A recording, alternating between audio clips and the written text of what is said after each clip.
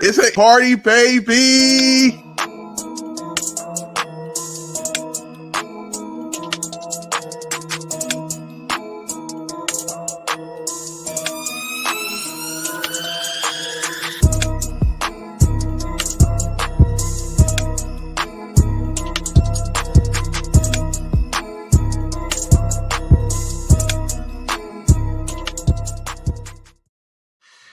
What's going on, everybody, and welcome to this kind of a special show for us.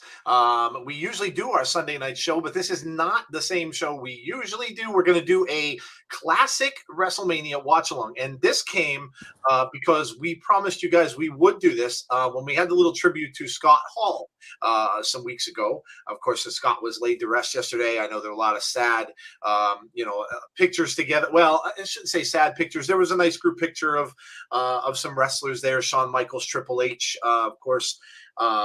Diesel was there as well. Kevin Nash and X-Pac was there. So some nice pictures that came from that. So appropriate, because that's why we said we would do this. And it's a first of its kind that we've ever done. So welcome. Appreciate you coming out. And of course, I have my co-host Jeff is with me, but we have a guest.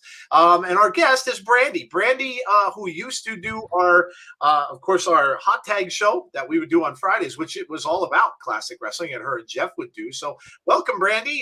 And everybody say hi to Brandi and welcome her back. Hi, everybody. Brandi is here. Again, I know, Brandi's had some tough times and really had fallen into. She's let me know she's had COVID 4 times now. Brandi, if you want to tell the guys a little bit about what you've got going on, I know that she's going for some stuff, and she's had issues with COVID, and of course, all of you know that who know Brandi know that Brandi has had some issues, some stuff going on. But Brandi, explain to the guys what you have going on, and of course, all you guys, if you can, she's going to see the heart doctor. She told me tomorrow, so if you guys can, send out best wishes, vibes, prayers for her and her family, that would be appreciated. But Brandi, let the guys know what you've got going on. First of all, I want to say how much I miss you, how much I miss the hot tag and talking wrestling with you guys. I think you know how much I love it, how much I miss talking about classic wrestling with Jeff. My heart is in that so much. I miss being able to do that with you. Why I had to stop was my health started declining and we weren't exactly sure what was going on. I did end up having COVID 4 different times, despite, taking precautions that my doctors told me to take. In spite of them telling me the best thing for me to do was to not take the vaccine because of the antibodies I had. They think that I got different strains or either had relapses. And I have continued to have COVID symptoms, even though I no longer necessarily have COVID. They think those will continue possibly for the rest of my life, heart-related and lung-related. I also developed a second type of seizure. But what is going on right now is that I found out a couple of years ago that I have a heart condition called Marfan syndrome, and it's a disease of the connective tissues. And most people who have it don't even realize they have it. But strangely enough, it affects athletes the most.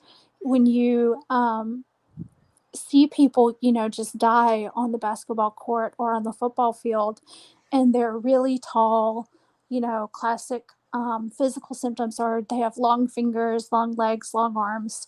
They're really tall, and they just pass out and die on the field.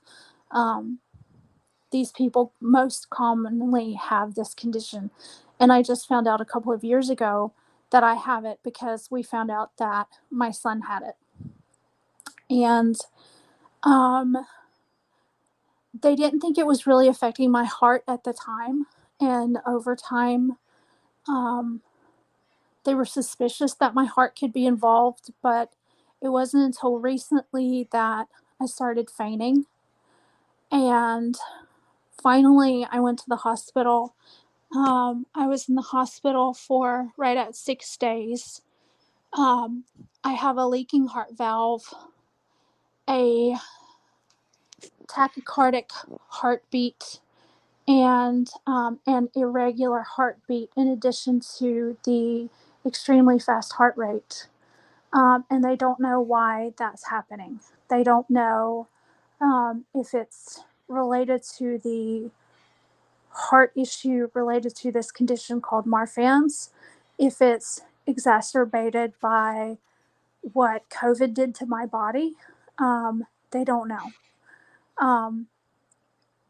But they can't fix my leaking heart valve until they take care of my heart rhythm problems. And when I say I'm having heart rhythm problems, I can't take a shower without my heart rate going to 200 beats per minute, which is making me extremely tired. I can't breathe.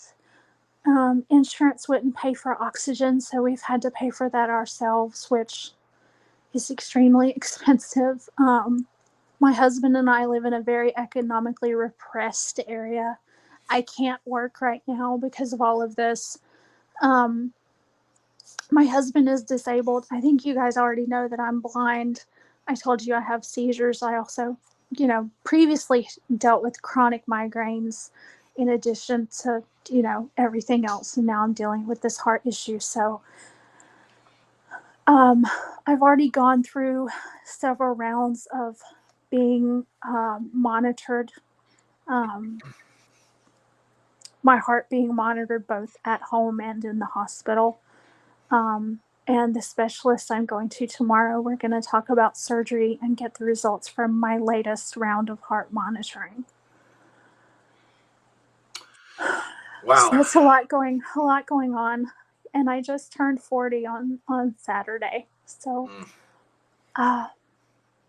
frightened, yes. Nervous, yes. But also trying to have faith that what's supposed to happen will happen. Yeah, absolutely. I mean, that's all you could really do. And a lot of people in the chat, Chad saying, hi, Brandi, welcome back. Brandon Barnes saying, hey, Brandi. Dana saying hello. Sean Suslowitz saying best wishes. God bless. Thank you. Chad saying prayers heading your way. Best wishes, Brandi. Prayers heading your way from Ryan as well. And Dana says, get well soon. Yeah. The community all gets together, of course, for everybody in it. And, Brandi was, and, will be, I'm sure, somewhere down the road, a big part of us and what we do. We will all be praying for you and hoping that you and your family can get through this. And that we'll have you back with Jeff on a Friday night sometime soon. So absolutely, we will all be thinking about you and yours, and hoping and praying that everything absolutely works out for Brandi. So glad to have Brandi here with us tonight for as long as she can be, because of course this would have been something that Brandi would have wanted to do. This is right up their alley with the classic wrestling, and that's why we're here tonight. So we are doing a watch along for WrestleMania 10. So to prepare everybody, obviously this is on Peacock, so you will need to go to Peacock, if you don't want to watch it, that's cool too. But if you want to watch along with us, you have to go to Peacock. And as of right now, you want to sync up with me, you can, if you want to do it the way you want to do it. But I have WrestleMania 10 pulled up on Peacock right now. I have it at exactly 5 seconds in. So what we're going to do, there is a long intro to this show.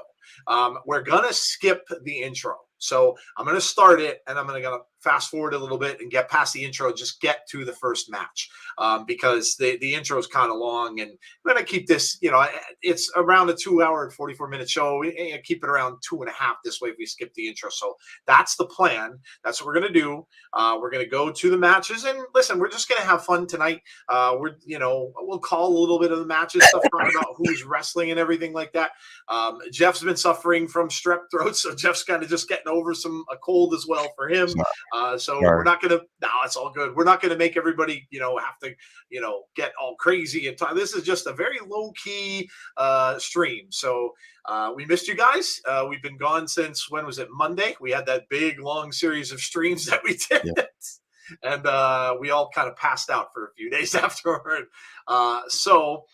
Again, not our regular weekly wrap-up show that we do. It's a little bit different. So we are going to get underway. So I'm going to actually just go into this here, and I am going to see where you guys can start from. Right now, I'm watching the Little Richard intro here. Yeah. So he's on right now, and let me get into let's see, we got highlights from this first match. We got little WWE or F, oh my gosh, WWF superstars. We've got Owen and Bret Hart. So all right, here we go. We're gonna start at, I have it at 10:36. So 10 minutes 36 seconds, and you should see Owen Hart coming out to the ring. So that's where we're starting. We're starting with Owen Hart coming down to the ring. Of course, the late, great Owen Hart, who a lot of you folks may not have seen wrestle. One of a kind. Yeah, absolutely. Owen Hart, of course, you know, those of you watching AEW today, you know what, they're doing the Owen Hart matches and tributes and things like that to him lately. But this was, Owen Hart was at his best in WWF, of course. So Owen Hart coming into the ring, he's got the pink and black, and of course the heart on the chest, and wearing very similar glasses to his brother, Bret Hart. So, and Owen just ripped those glasses right up, actually. Goodbye to the glasses. They're gone. Shredded the glasses. They're done. In my opinion, the best WrestleMania opener, says Conrad. Welcome, Conrad. How are you? Let me give you guys a little classic trivia. Kevin Owens, his ring name of Owens is in tribute to Owen Hart. That's very cool. I didn't know that. There you go. Brandi with some classic trivia. All righty. And now comes Bret, the Hitman Hart, down to the ring as well. So we are getting Bret versus Owen Hart to start WrestleMania. And I get to hear Vince. I love Vince on commentary, man. Absolutely love it. You get to hear Vince. Oh my gosh. And if I sound more like Barry White tonight, I apologize in Jeff, advance. you know who I'm going to say you sound like? Who's Just that? Ron Simmons. Oh, okay. Now I can do the damn. Thank you so much. That made Jeff's my gonna day. start singing "Can't Get Enough of Your Love, Baby." You sounded like Elvis right then, Jeff. I know. Yeah. Well, that's because I don't I don't quite have the deep enough voice for that. Bret just gives his sunglasses to a fan in the audience, of course. That's what we used to see all the time. Rumors actually about Bret Hart recently, and could he be the next one going to AEW? Don't know. There are rumors, so we'll see. All right. He was on their very first pay-per-view. He was. Mm-hmm. Yep. Yes, he was. So Bret and Owen ready to go. The referee is kind of shouting out some rules. This was when referees were a little more like boxing referees. Yeah. Handing out the rules before the match starts. Don't see that anymore either. And people actually followed the rules. People followed it. No. Yes, no they did. No. So they're locking up, and we are underway. Dana says, "Who's Owen Hart?" Just kidding. I know. No, that was Swag No. Just kidding. Dana, that's what I was going to say. A lot of people, you guys, you young people in the chat, you may not know a lot of who these wrestlers are. So, yeah. You guys look up the Blue Blazer. There you go. The Blue Blazer. Nice takedown from Bret. This is the best stream you guys have ever done, just because it cancels that horrible Callan Corner segment. Hey, says C Wrestling. See, hello. Great build to this match, says Conrad. Yes, Yeah, they showed a lot of stuff before the match started. Go ahead, Jeff. I'm sorry. Yeah, I was gonna say the build to this was awesome. Yeah. This was right around the time I was still a WCW guy, but this was right around the time I really started getting into WWF. Yep. So yeah, this was awesome. Like I was watching here and there before, but this is when I really started watching both religiously. And WrestleMania 8 and 9 were certainly nothing to write home about. True. That's very true. Yeah, that's very true. Some people don't even really know that this is WWE. It used to be WWF before the World Wildlife Foundation decided they wanted their name. That's right. Two of the best, says Swack Fan. A K9 Way, the real one. Sorry I'm late. All good. It's all good. Like I said, we're just doing a classic watch along, so it's all good. I don't know Owen Hart. I know Blue Blazer though, says Dana. Well, there you go. They are one and the same. They are one and the same. So now, if you didn't know that, there you go. Now you do.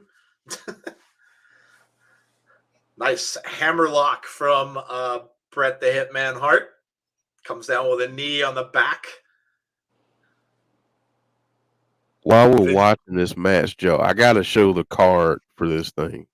Oh, yeah, absolutely. Go ahead. Just so people can see the card for this. So there you go. There you go. It started Owen versus Bret the Hitman Hart. That's what we got now. Mixed tag match. You got Bam Bigelow and Luna Vachon versus Doink and Dink. you got falls count anywhere between ooh yeah, the Macho Man against Crush with Mr. Fuji. We get to see Mr. Fuji, one of the best managers of all time. Women's Championship is Alundra Blayze versus Leilani Kai. A reversal by the Hitman. He gets 2. We got Yokozuna with Mr. Fuji and Jim Cornette versus Lex Luger. Mr. Perfect is a special guest referee for the WWE Championship. We got an Intercontinental Championship ladder match. That is the one that we're doing this for. Razor Ramon and Shawn Michaels. The tag team champs, Men on a Mission versus Oscar versus the Quebecers versus Johnny Polo. So that's going to be interesting. Earthquake versus Adam Bomb with Harvey Wippleman, another great manager. And WWE Championship main event, Bret the Hitman Hart versus Yokozuna with Mr. Fuji and Jim Cornette. So two matches in this. Match. Yes, two championship matches in this. So very, very different, but very, very cool. Here comes Bret Hart. Clotheslines Owen out of the ring. Go ahead, Jeff. And I was just gonna say, if you watch along with us for Impact and you see PCO, just take a look at Pierre for the Quebecers. Oh, that's right. Mm-hmm. That's right. If you come and watch Impact with us and you know who PCO is, he is, as Azan just said, PCO is on the card. He absolutely is. Much younger version of PCO, but yes, he is. Hello, Azan, by the way. Both men now just got, big slap from Bret. Goes for the cover, gets a 2. And Vince McMahon is very animated with Jerry the King Lawler on the mic as well. And Johnny Polo would become Raven. That's right. Vince and King were so good together. The King was obviously the ultimate heel, and Vince was actually the good guy, believe it or not, of the announced team. So kind of crazy, but I love Vince on commentary. Nice maneuver there from Bret the Hitman Hart. Again, he gets 2, and Owen kicks out. Hey, Jason Peace, how are you? Hey, everyone. Hope all is well. Says Mark, I need some retro tonight after the stressful week I've had this past week. OMG. Well, there you go. Glad we can oblige. Owen Hart is Blue Blazer. Yes. Bret off the ropes. Up and over Owen. Owen with a leapfrog. And nice kick to the jaw from Owen Hart, and down goes Bret. Speaking of Impact, have you seen the 3-way we have? You're talking about the Trey Miguel match? It was a return of Jerry Lawler to WWF this night. Oh, okay. He returned for WrestleMania 10. Well, there you go. Facts all around tonight. There you go. I know, right? Jeff, no. Samuel, hello. No, this isn't a typical Sunday show.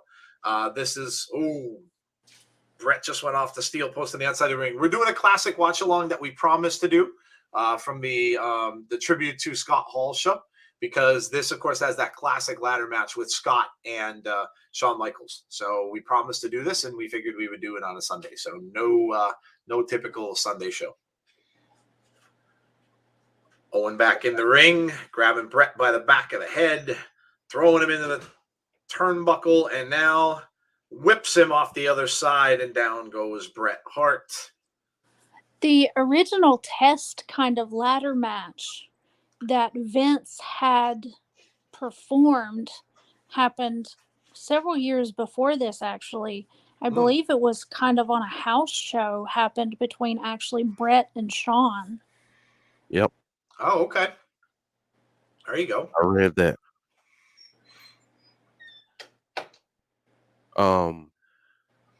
So Joe is Jay White, Chris Sabin, and Steve Macklin at Rebellion. Oh, I did hear that they added. I did hear about that. Yeah, that's amazing. That's an amazing match. We're gonna be spoiled. That's all I can say. No kidding, right? Did you hear WWE released half the NXT? Yes. Listen, it is what it is. If he did what Kimber said he did, he deserves what he gets. So, 2 count and a kick out by Bret again. Owen in charge of this match now. Knees to the back. Vince McMahon, come on, ref. I love how he would get into the matches. I mean, he draw you into the match. He would. Vince was so animated. Yeah. And like I said, you actually loved the guy then because he was the good guy. Like he was the one who went for all the faces in the matches, and he was the face of the announce team. So. Mm-hmm. And you hear when Bret Hart makes the cover, he's like, 1, 2, he's getting all excited. What's up, Tazzy? How are you? Sorry I'm not with you guys. Fellow DJ got robbed and killed. Oh, my gosh. Jeez. Coming home from his DJ event last night. The Bay Area DJ community is I'm sure they would be. Wow, that's horrible. This was Owen Hart's showcase match. Owen reversal. Such a good match. German suplex into a cover, and he gets a 2. Do me a favor and try as much as you can. Make sure to tell your loved ones that you love and care about them. Hope to see you guys soon. Yeah, Tazzy, absolutely, man. Yeah, sorry to hear about that. That's horrible. Ugh. Hi, Tazzy. Yes. Brandi is here with us, Tazzy, by the way, in case you just joined us.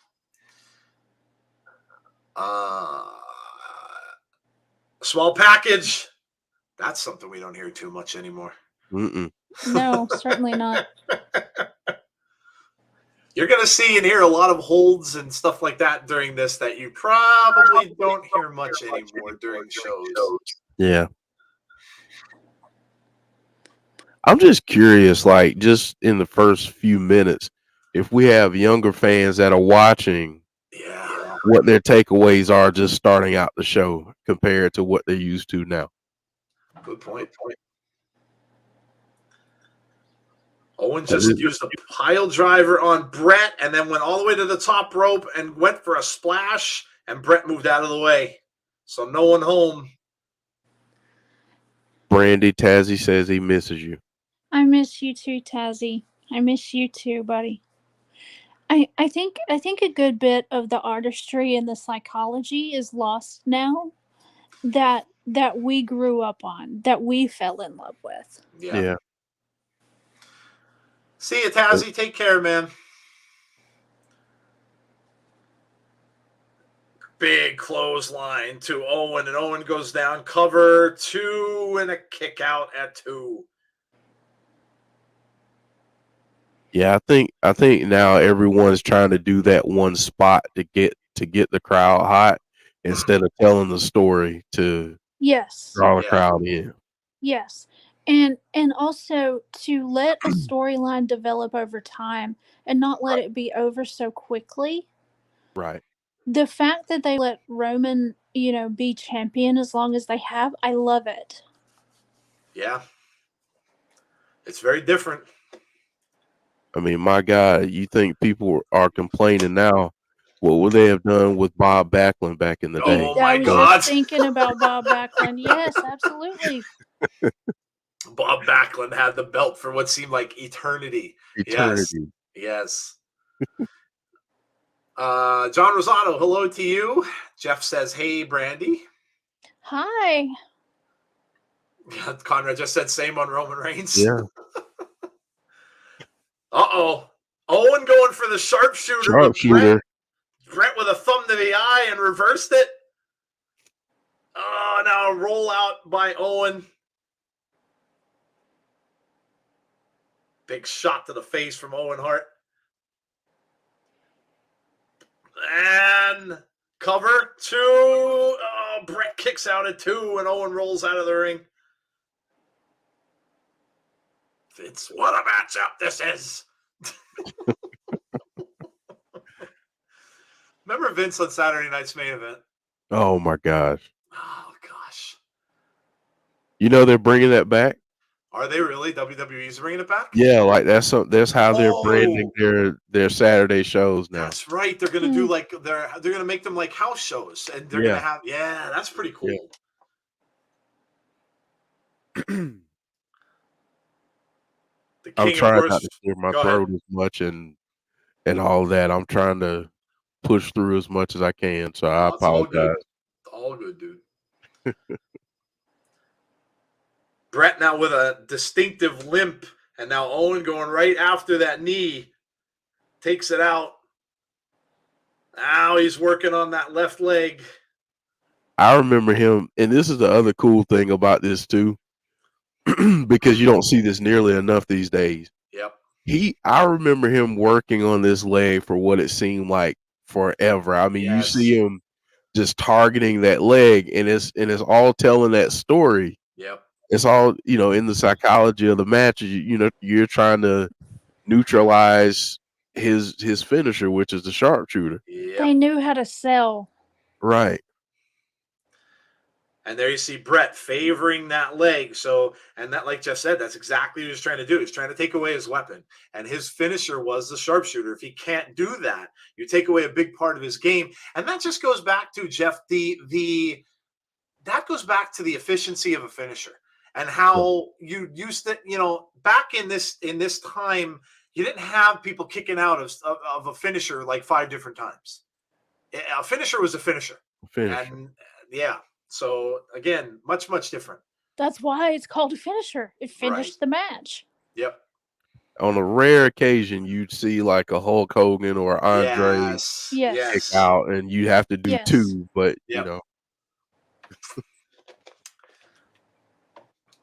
Now they're locked up. Owen right back to that left knee of Bret Hart. Dana says, Brandi, do you like Roman Reigns winning the WWE Universal Championship and WWE World Heavyweight Championship? Or did you want Brock Lesnar to win? I think it's a unification issue. Maybe perhaps they're trying to unify the title. Right. Yep. Absolutely. And now it looks like they're trying to unify the tag titles too. So I think that's what they should do. I think there should be one title. Yep. I think it lessens the value of the championship if there's 2. Yep. I agree. I think it's time for a change. Jeff says, imagine social media when Undertaker crucified Stephanie. Oh, yeah. Yeah. You think? Yeah. That's why I said it was much simpler times. Much, much simpler times. Hey, Chris, how are you? Doing well? Bret trying to reverse this, and he does. Referee now. Now both men are holding on to the bottom rope, so the hold has to get broken.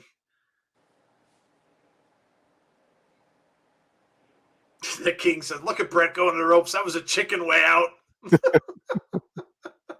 Oh man, the King talked so much trash. I loved it. Oh, yes, he does. Yes, he Azan, does. Azan mentioned this too. Think about this. Bret's having this match, but then he's got to wrestle for a championship Yes, he later does. on in the card too. Yes.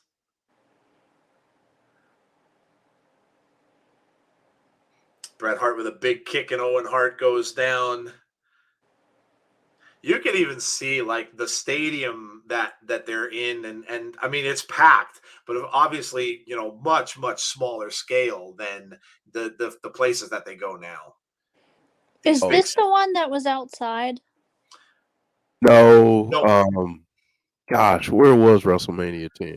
It looks like MSG, but I don't know. It is, yeah, Okay. it's the Garden. Yeah, I was gonna say the roof looks like MSG.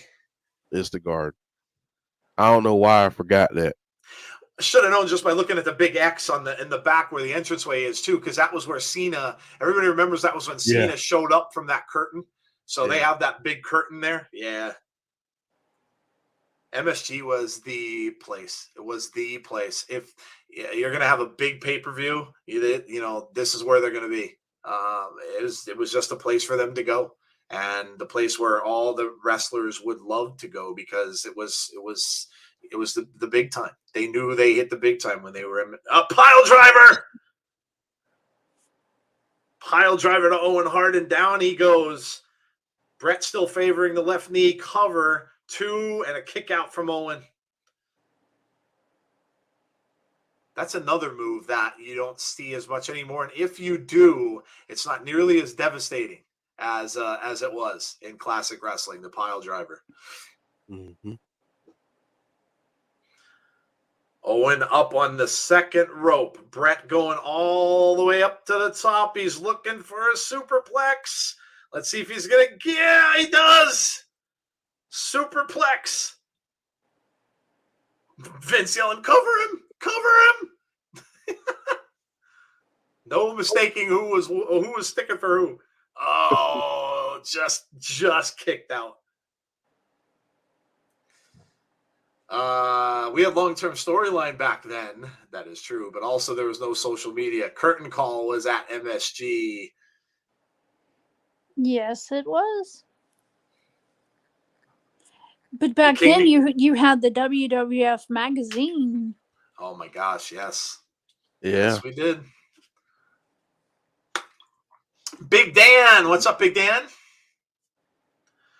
Brandi, WrestleMania 9 was outside. Remember, Hogan had lust in his black heart for holding Bret Hart's coronation yes, that off is for correct. another year. Yes. You have lust in your life. Love it.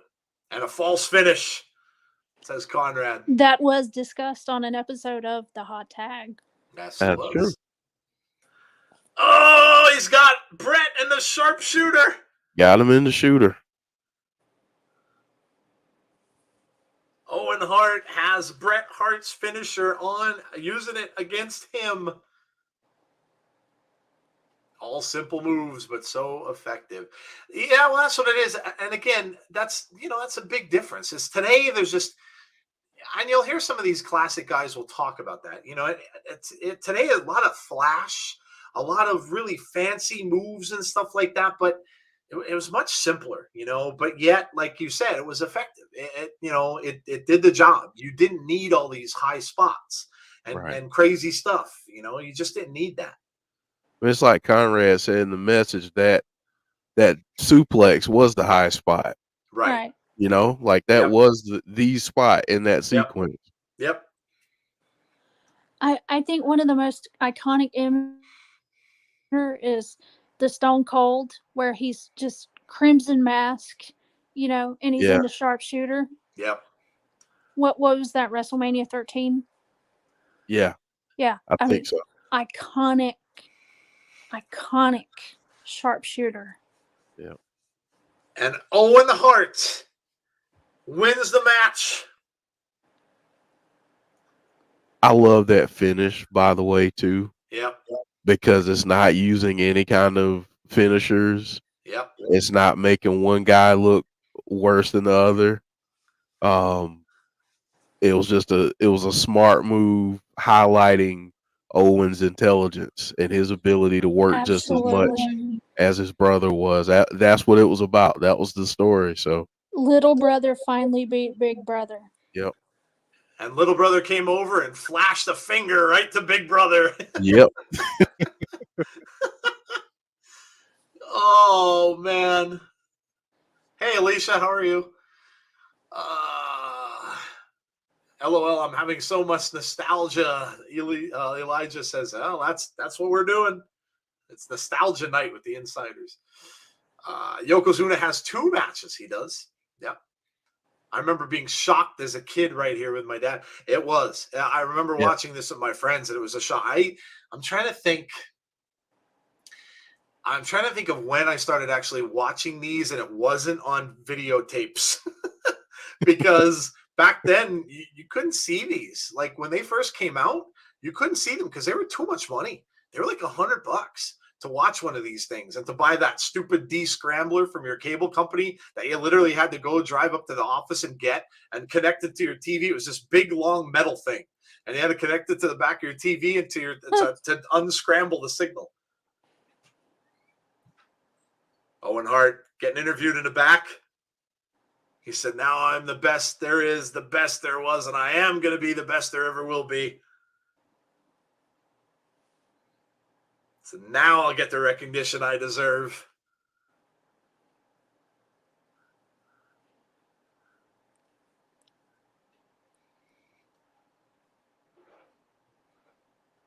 Do you think Bret can compete later? Bret still sells the leg? Yes. Owen and Bret meshed so well together in that match. I think next to Bret's match with Perfect in 91, it's Bret's best match of that time period. Conrad says adds to Bret's story too. Yeah. Owen's got a little cotton mouth. Yeah, Owen got a little spittle on the side. Little spittle on the side. He needs something to drink real quick. Needs it, yep. Needs to hydrate. And in fact, right here is an ad from Coliseum Videos. Oh, which man. is how you watched WrestleMania. And they're showing highlights from WrestleMania 2. Oh, my God. Ray Charles. 1986. I hadn't even graduated high school. Was the year before I graduated high school. I was 4. Oh, my gosh. And we're back to the ring.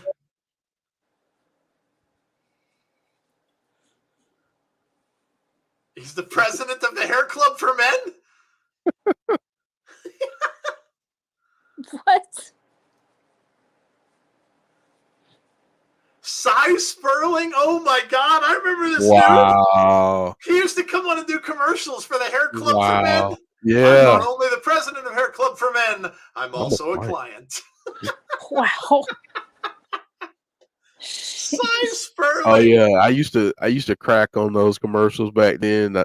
I wish I hadn't now. Oh, that's awesome. And there's the Fink. Because I need Hair Club for Men. Look at the Fink. Look at the hair I on the know, Fink. man. Oh, the Fink.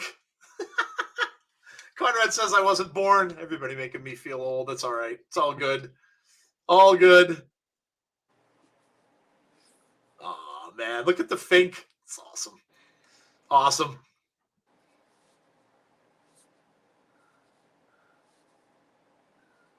Here we go. Bam Bigelow and Luna Vachon.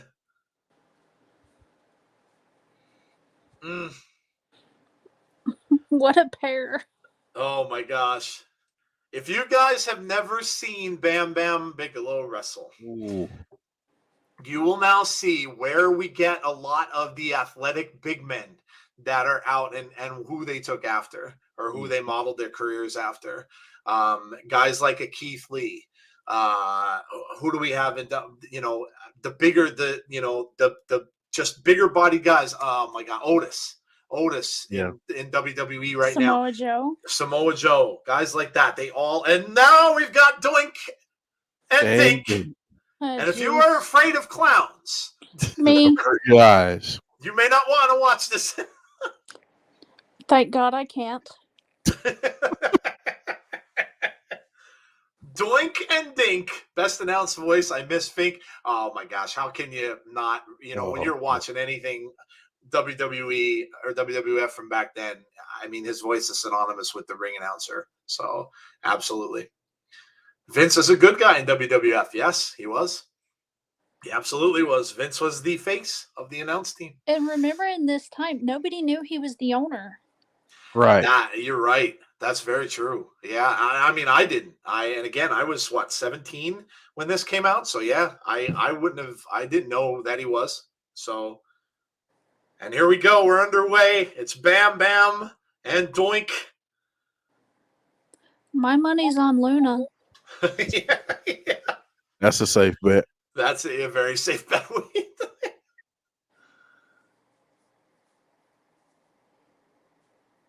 Remember when Bam Bam, wasn't there a thing when he was in ECW when he used to throw people into the crowd all the time in it? Yes. Was it the next year that it was him and Lawrence Taylor? Oh, I think you're right.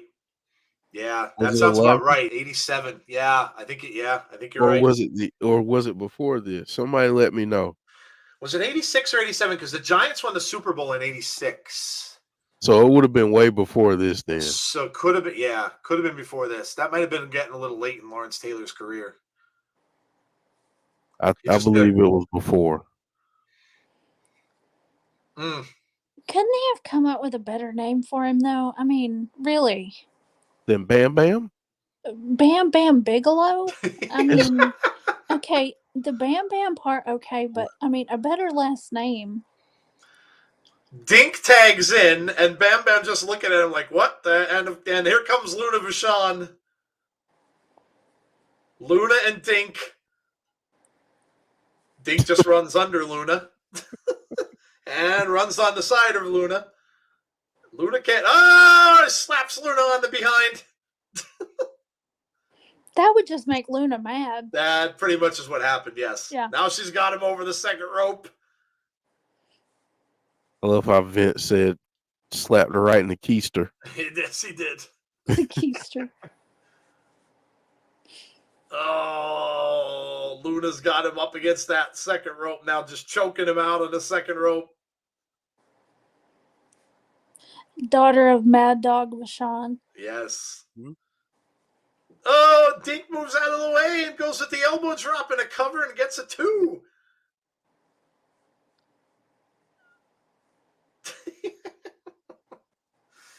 LT was versus Bigelow was at WrestleMania 11. Oh, okay, it was. It was in the following year. Okay, it was 11. Okay. Yeah, it was 11. Kevin Nash trained Lawrence Taylor for the match. Really? There you go. Dink just pushes Luna down. Oh, Dink's going up to the top. Dink's on the top rope. Oh, he misses. Luna gets out of the way. Luna with a rake of the back. Now grabbing him by the green hair. Was trying to put him in a pile driver, I think, but he got out of it. Jerry the King saying, please just give him the Bam Bam just for a few seconds. She's got Dink up, big slam, and down goes Dink. Bam Bam instructor. Oh, sorry, go ahead. Saying, can you guess Luna's other Mania? Matt, tell us. Luna's other WrestleMania. Oh, Luna went off the top rope for a splash and missed. Ooh. Dink got out of the way. And here comes Doink. And here comes Bam Bam. Drop toe hold from Doink. Big right hands to Bam Bam. Oh, and a huge clothesline, and out goes Doink. Wasn't Luna involved in one of those evening gown or bikini something contests later on in the Attitude Era? Yeah. There you go. Was that it? Luna was Mad Dog Vachon's niece. He addresses this during an in-ring appearance at Over the Edge, 1998. Hey, Derek. How are you? Brandi, do you think WWE turned around because of AEW Dynamite? Okay, I'm sorry. What's the question? I'm not sure. I'm not sure what you mean, Dana. What do you mean by that? You'll have to let us know. I don't know. I'm not sure what they meant by that, actually. Do you mean that WWE has improved? I guess that's what I don't know that they have. Yeah, I guess that's what they're saying there. Yeah, I guess that's what Dana's saying. I'm not sure. Luna and the artist formerly known as Gold Dust versus Mark Merrow and Sable. Yes, that's true. There you go. That's a match. Yes.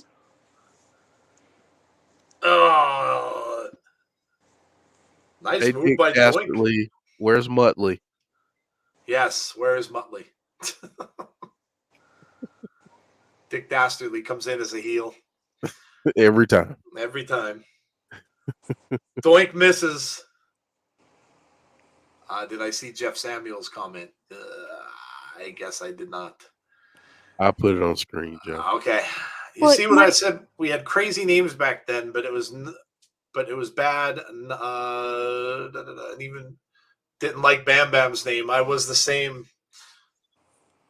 Yeah, there were some. I mean, don't get me wrong. There were some bad names and gimmicks and stuff like that. Of course, were very campy back then. So big head.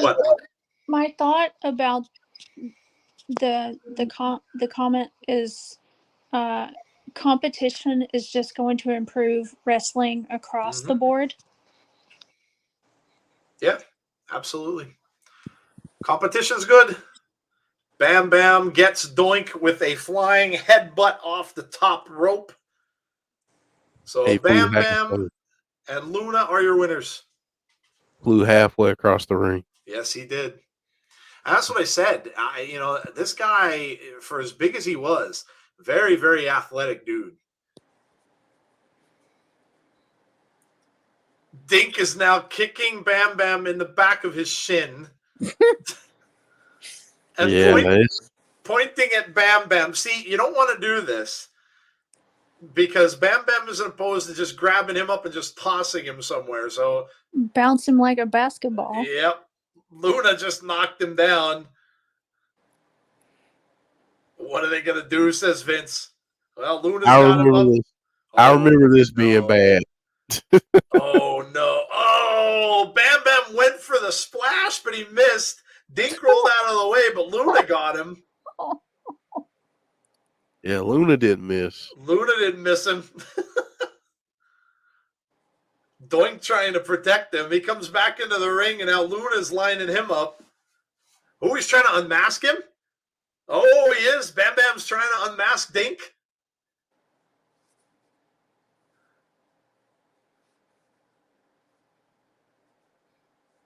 Bam Bam out of the ring now.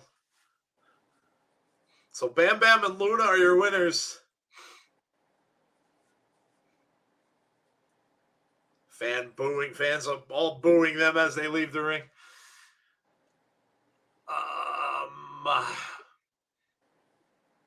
WrestleMania was really good, so there's hope things will get better. Yeah, listen, we had a good time. Yeah. We had a good time. Yeah. I enjoyed it this year.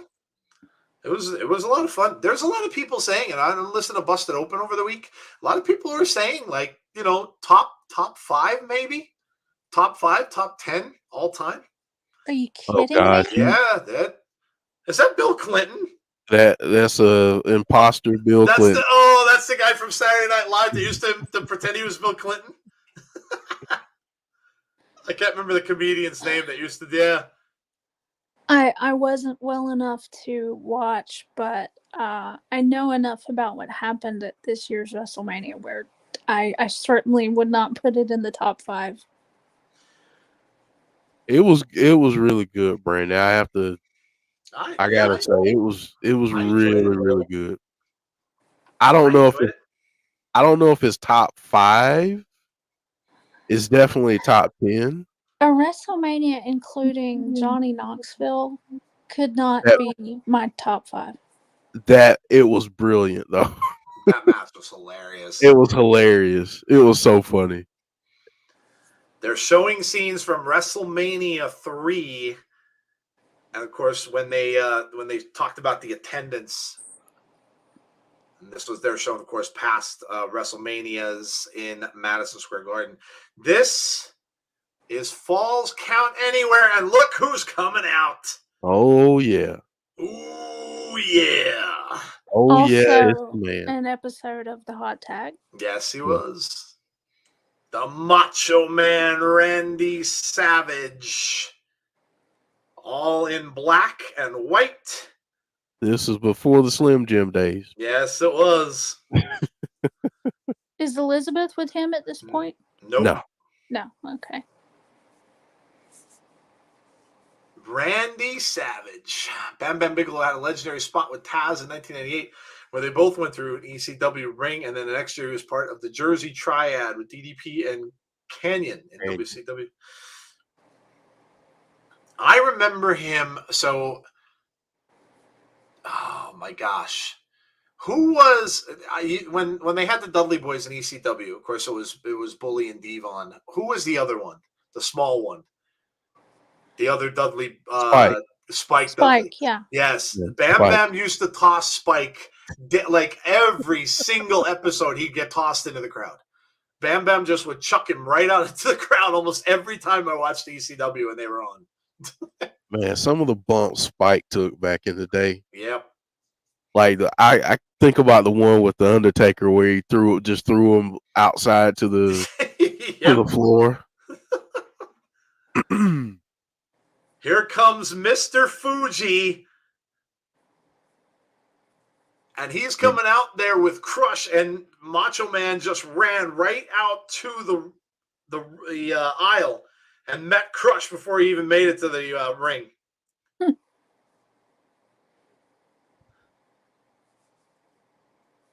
Crush has Savage up and over the knee, and Savage is down already. Look at the mullet on Crush. Oh my God. Oh my God. That's a mighty mullet. That is a mighty, mighty strong mullet.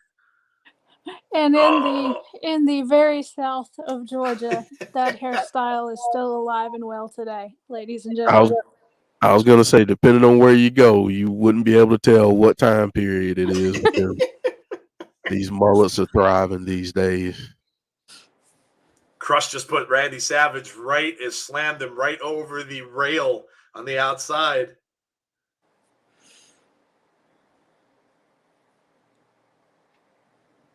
Now, basically, Macho Man is kind of out on the floor already because of the attack, and he's got 60 seconds to make it back to the ring. Swackfan says, the man. Randy and Elizabeth divorced in 1982. Go back and watch broadcasts from 92, 93. Savage, despite being a babyface announcer, was a tad heelish at times toward Hogan. Randy Macho Man Savage died when he was driving a car. Yes, I saw that on the show that they did about him. Yep. Look at Mr. Fuji out there with the and he just clobbered Macho Man in the back with the flag. Are we going to see salt? Sorry, Brandi. Are we going to see some salt involved? Of course. From everything I've read about Mr. Fuji, he was one of the nicest people you would ever want to meet. Believe that. I can believe that. They're counting down, and Macho Man just gets back into the ring and crushes right over on him. Crush is a big dude. Mm-hmm.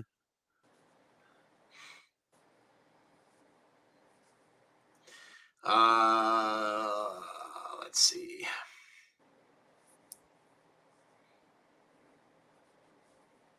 Vince just said Crush is all over Randy Savage. There you go.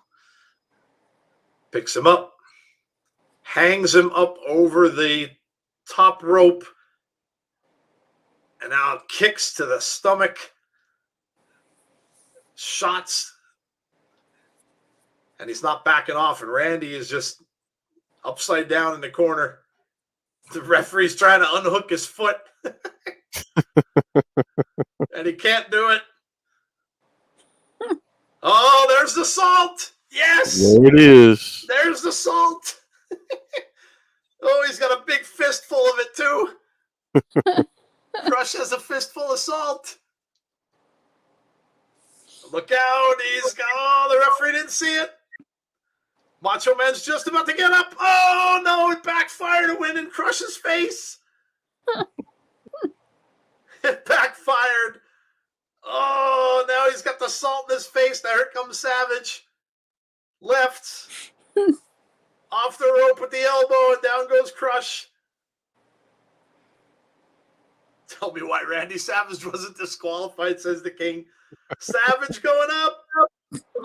Double axe handles to the back. Brandi, I have a question for you from Mark. Mm-hmm. I want to test your knowledge on this too, so that's why I'm asking. He says, so I know I've seen videos of Andre the Giant in his matches, but when did he wrestle? Because I assumed that was with WWF at the time. It was with WWF. I'm gonna test Brandi to see if she knows what years. When did he wrestle with WWF? Yes. Some in the 70s, but he was also, in Europe, some in the 70s, but in the 80s mainly. He did some in WCW in the early 90s, but then he was ending his career. There you go, Mark.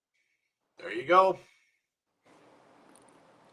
Mark, I had the pleasure, and I was a very young man, but I had the pleasure of meeting Andre the Giant. You did not. I did. I was in a very, very small gym, very close to where I live. And Andre was in that arena, had a match there in a very, very small ring. And when we were leaving, I think I was about 8. My father knew some people that had been working there, and they basically let us stand where the wrestlers came out of this little locker room. And Andre came out, and my was standing there next to my dad, and he basically came up to me and said to me how long I've watched wrestling. And of course, that Andre the Giant, the accent. And I told him a couple of years, and my dad was talking to him a little bit.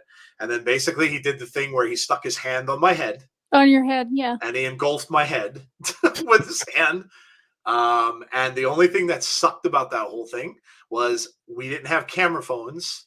We didn't have a camera. My dad didn't have a pen, which I was dying because I wanted his autograph.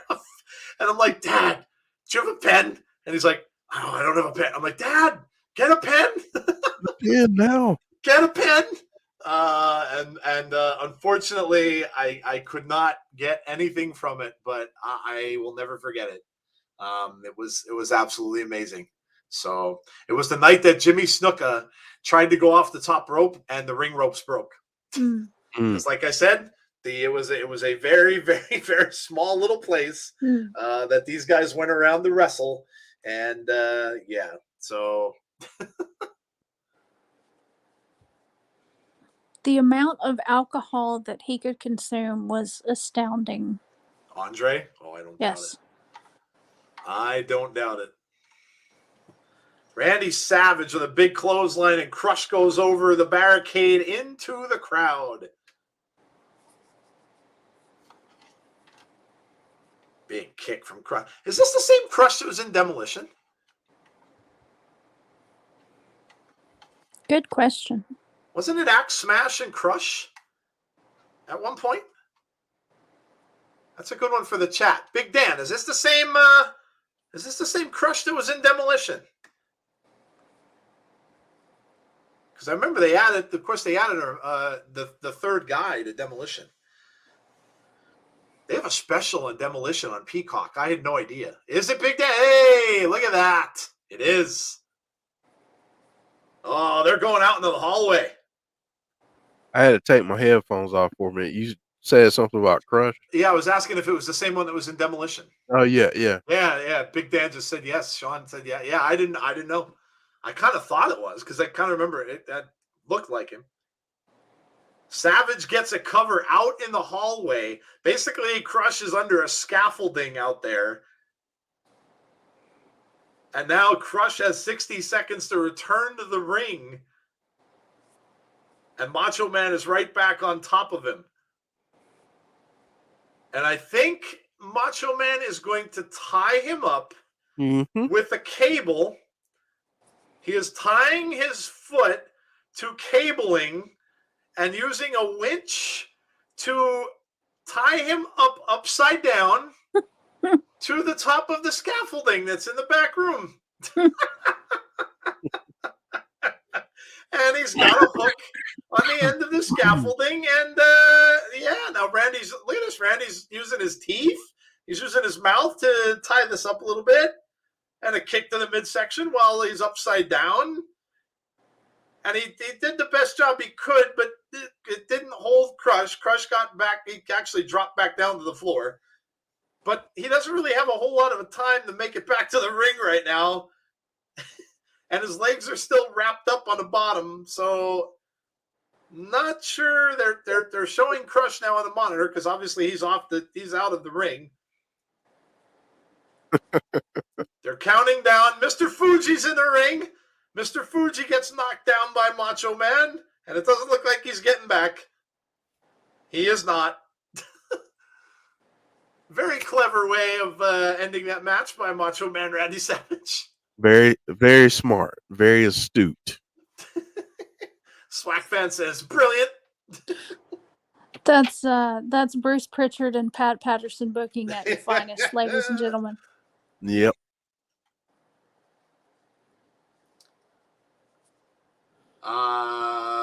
What year Hulk Hogan lift Andre the Giant? That was WrestleMania 3. Yes. That's a huge WrestleMania. That was, oh my gosh, that was one of the ones I actually ended up convincing my parents to let me watch. And we got the scrambler for it. Now I'm sure my dad found a way to get it cheap.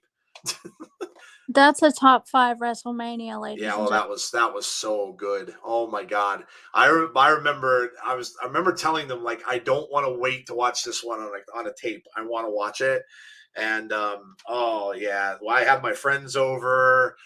That was a blast, and the matches in that. Oh my gosh, Jake the Snake Roberts with Alice Cooper. You had Ricky Steamboat and Tito Santana. Was it? Yes. Oh my God, that was it was Steamboat and Macho Man. Steamboat. I'm sorry, Steve. Yeah, not Tito. You're right. Steamboat and Randy Savage. Yeah, that was such a great WrestleMania. It was absolutely amazing. That's one of my favorite matches of all time. Absolutely. Yep. Now, Brandi, I gotta ask you, since you made that comment, what are your top 5 WrestleManias? Same question for Joe. Oh boy. Oh. Okay, I have to say 5 because that's the first one I ever watched. It was the 2 video cassette tapes. It's the first one I ever watched as a kid. 13, 12, because I was the biggest Shawn Michaels fan as a teenager.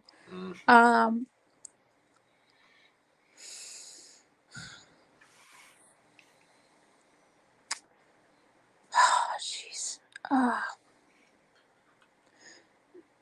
30. 30 was really good. Yeah. Jeez, how many am I at now? You got 4. Okay, so I got 1 left. I think you named 4. This is rough.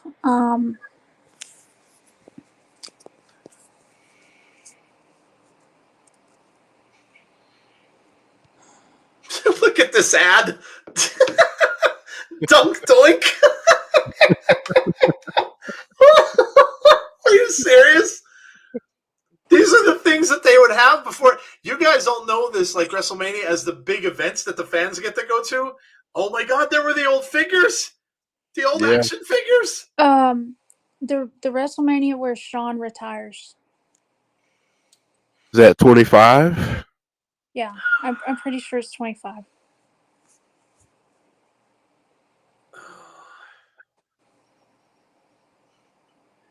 I think Joe's over there. Joe's struggling with this. I'm just trying to remember back. See, for me, 3 is probably the first. I'm still always just gonna love 3 because again, it was the first one I really ever was able to watch, and not and be able to watch it when it was happening and not have to watch it on a videotape like months later. Um, WrestleMania 1 also would be up there for me as well because again, Hulk Hogan and Mr. T. Hulk Hogan was, just unbelievable. So that one would be up there for me. Oh man, and again, I'm trying to remember back to all of them. Which is the one that had Roddy Piper on the Morton Downey Jr. show? 5. 5 then is definitely one of my favorites too. That was such an amazing spot on what was an amazing show. Gosh, how about Undertaker? I'm sorry. How about Hogan and Rock? Oh, was that 8? 18. No, that was that 18? 18. I believe so, yes. So Hogan and Rock, because I remember watching that with my friends. And that was such just a back and forth amazing match between those two guys. And oh man, I guess the one with Taker and Shawn as well. I would say that one also. I'm just trying to go back and think of big matches that I can remember. So it's hard to remember the entire cards, but yeah. Once I got a little bit older and I was in my 20s or so, like 24, 25, we would go and watch these over people's houses. You'd have big parties, gatherings of friends and stuff like that, and you'd sit there and watch it together. We were doing that for a long time. So we there did. exists. Go ahead. I'm sorry, Jeff. I was just gonna say we did that with wrestling and with boxing. Okay. Back in the day, we used to do that with like all the Tyson fights. Nice. All the big championship fights. We would do that with wrestling and once you've seen one ear bitten off, you've seen them all. That came much later. That was near the end of our days of doing that. I remember seeing Buster Douglas beat Tyson. I remember seeing that like, wow, nobody saw that coming. This is Alundra Blayze and Leilani Kai. So Alundra Blayze, of course, the women's champion. She is the diva of all divas, ladies who are out there listening. Alundra Blayze. AKA Medusa. Medusa. Yes. And gentlemen, I must call it a night. We have got to get up very early. Oh, absolutely, Brandi. No worries. I will keep you updated. Yeah, please do. Let us know how you're doing. And like I said, obviously, the community's praying for you. We're praying for you. And yeah, keep us posted on how everything goes. And thanks for coming. It was great to have you. I miss you guys so much. And you guys in the audience, I miss you as well. I love you. Thank you for the time and you guys do some research on some classic wrestling. You don't know what you're missing. There you go. Thanks, Brandi. Good night. See you, Brandi. Same with Shawn Michaels WrestleMania. That was fantastic. Oh my goodness, just heard the old WrestleMania music. Takes me back. How much did women's wrestling change, Jeff? My gosh. Oh man, you were lucky to get one match in a big show like this. Yeah. Crazy. Yeah. I mean, that, and I went back and watched another WrestleMania. I want to say it was one in the 20s. And they had the Divas Battle Royal, and it's like, wow, this is not even the same. It's evolved so much, and I'm happy. I'm glad. Yeah, it's really crazy. Like you were lucky if you got a match with the women. So, Yeah. um, I mean, back in the day, it was Moolah. You had the Mhm. fabulous Moolah and Wendy Richter, and they were the ones you would see almost all the time. So it Yeah. was just the same people over and over again.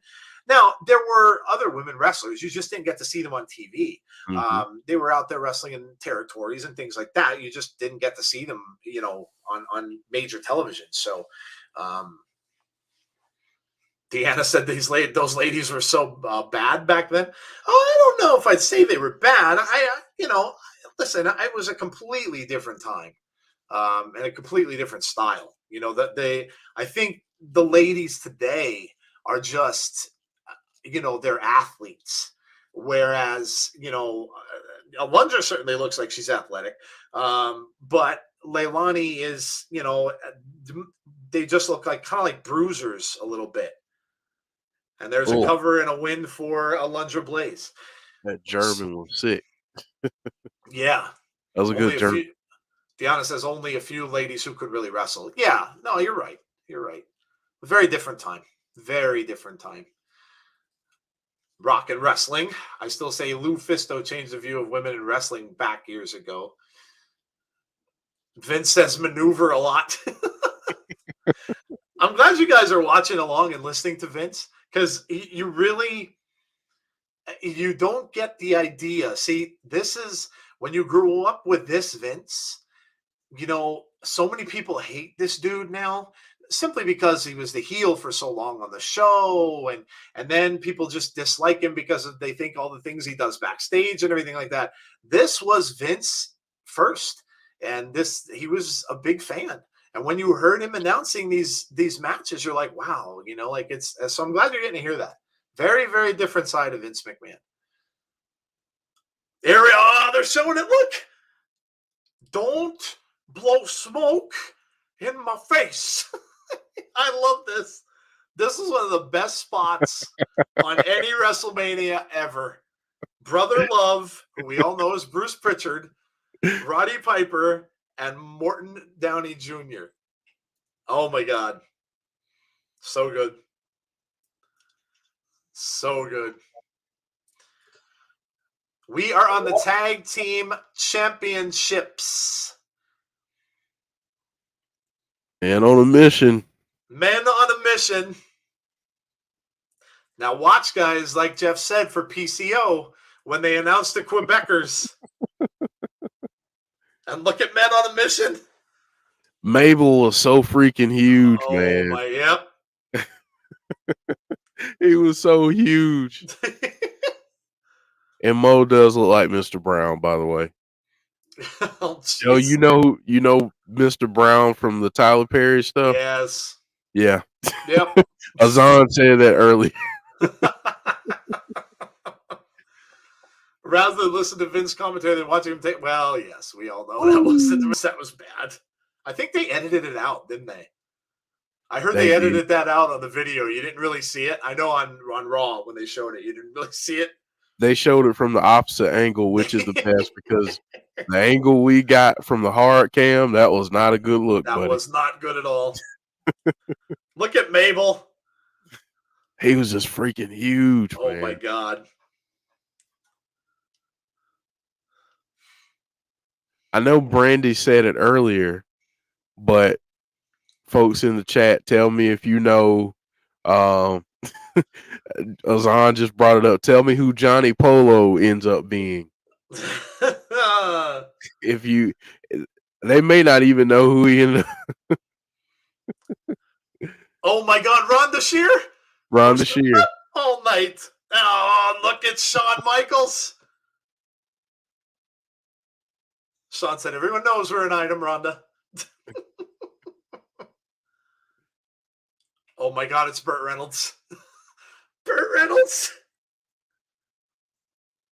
Burt Reynolds is there.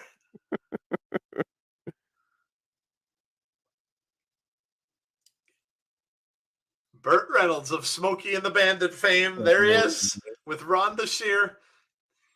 I used to watch Up All Night all the time. all the time on USA Network. USA Network, buddy. Oh, that was great. Swackman says, I had no idea Viscera was in a tag group like this. Mabel was Viscera. Yep. Oh, this is fantastic.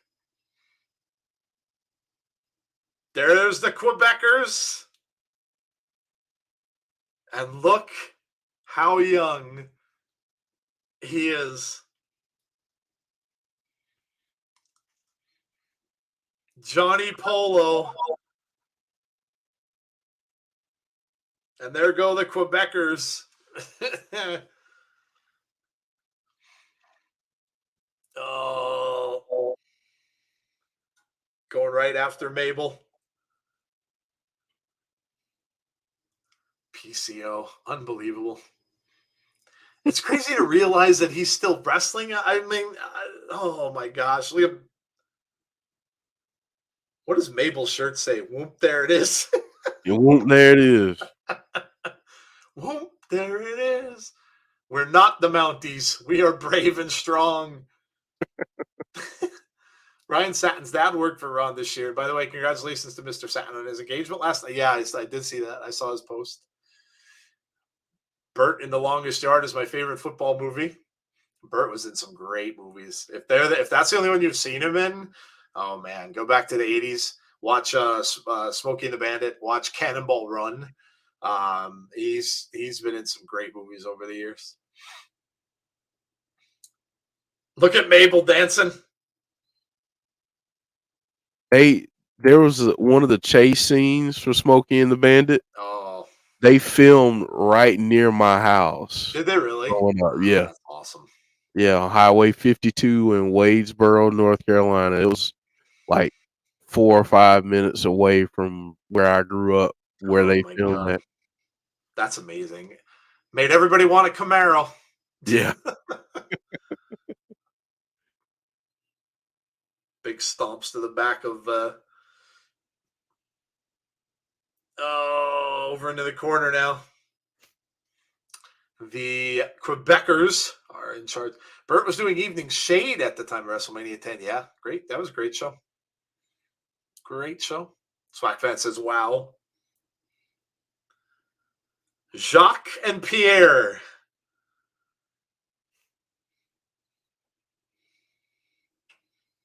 Johnny Polo very happy on the outside. Oh, look at this. Cover. 1, 2 count. I can't believe that's PCO. That's insane. You guys remember Mike Jackson still wrestling at 74? Wow. Yep. Still going strong. Wow. Johnny Polo is so silly with the outfits he wore to ringside. Oh, he got tossed out. Of course, you know who that was flying out there. Well, he's still doing it today. He's still doing it today. Cover 2, close 2.5. Man, that's insane. I remember my aunt's old boyfriend got a brand new powdered blue Trans Am. Talk about sweet and wow. Up and across that top rope.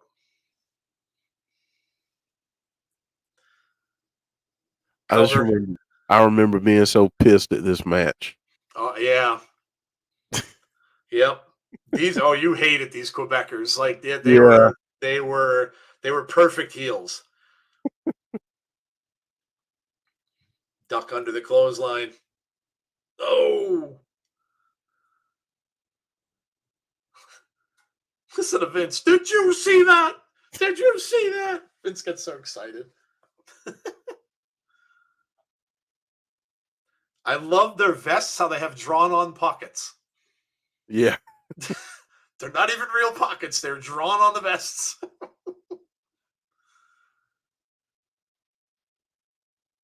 Pierre's going up. Oh, misses. Got to get the tag into Mabel.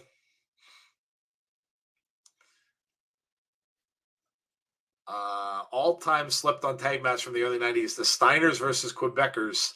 Province of Quebec rules match for WWF Tag Team rules, or Tag Team titles, sorry.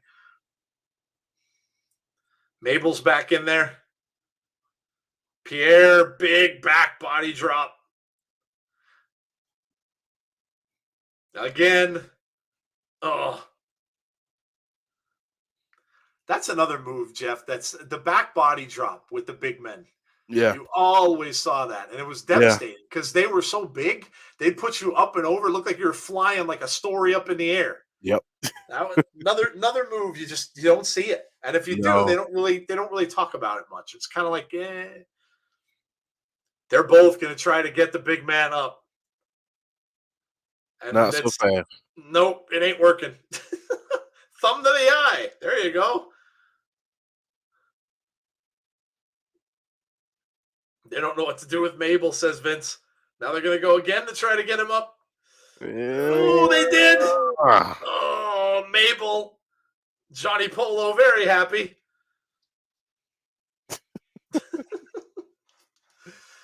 Did you see what was on Bianca's bum on WrestleMania? Becky's kiss. Becky's lips. Was that it? No, I didn't see that. Going up. Oh, that might do it. Ooh. Cover. 1, 2. Nope. Mabel with the emphatic kick out.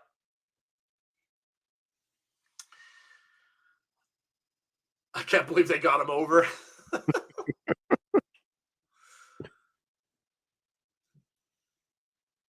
Big shot to the face to Mabel now. Mabel just staggered a little bit, but he doesn't do anything. Comes right back.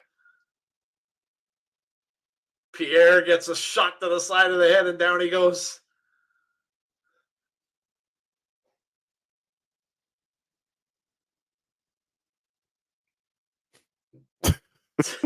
Oh, friendly fire. Mabel avoided it. Oh, look at the big man take him down. That's a big old leg. Just traveling. Cover him, cover him.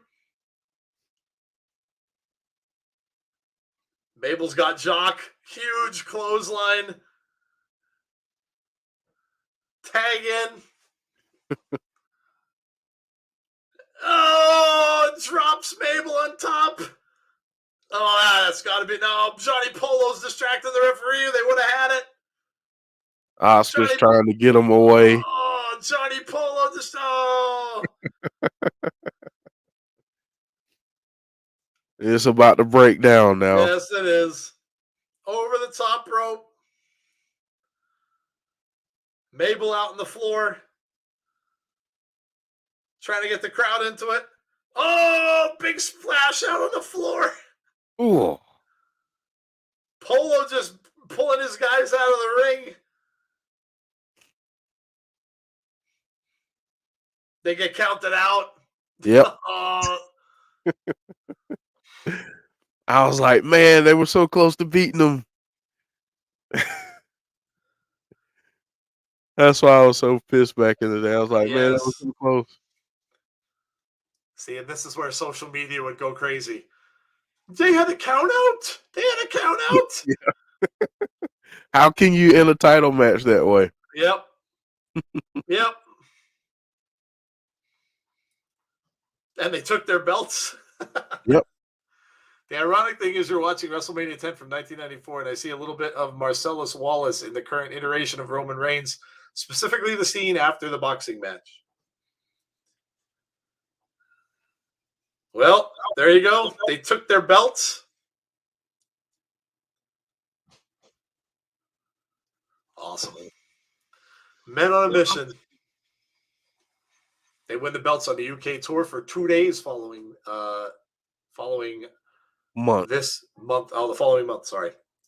Coliseum videos. WrestleMania 6. This, of course, was Hulk Hogan and the Ultimate Warrior. Warrior, yep.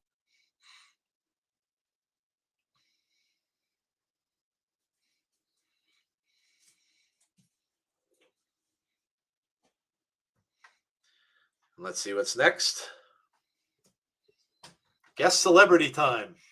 Yep. The timekeeper, and it is Rhonda Shear from Up All Night.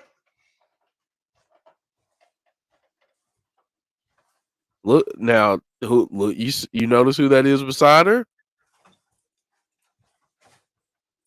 He looks familiar, but no, who is it? Donnie Wahlberg. Oh my God. It is Donnie Wahlberg. And they're saying NKOTB. You know, and people who don't know what NKOTB is, New Kids on the Block. New Kids on the Block. Listen to Vince. Hello, Rhonda. Oh, yes, indeed. Oh, yeah.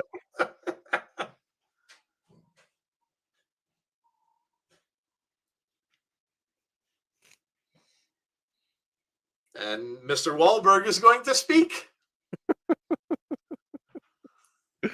Oh, man. Azan saying Blue Bloods, guys. See, that's how a lot of people know him now. But before that, he was in New Kids on the Block. Mr. Perfect. Boston's Kids. Man, if you guys never saw the stuff with Mr. Perfect, go back and watch his promos. This guy did some of the best promo work you will ever see. Just coming out and said, I do everything perfect, and making like a basket from 3/4 of the cord, or, just when the way he would, and I practiced this, I don't know how long, the way he would throw the gum and then smack like I tried that so many times. I could never do it. Could never do it. That's how I get rid of gum now. Like if I'm chewing gum, yeah, I do it that way just because watching him. Oh, he had some of the best promos ever.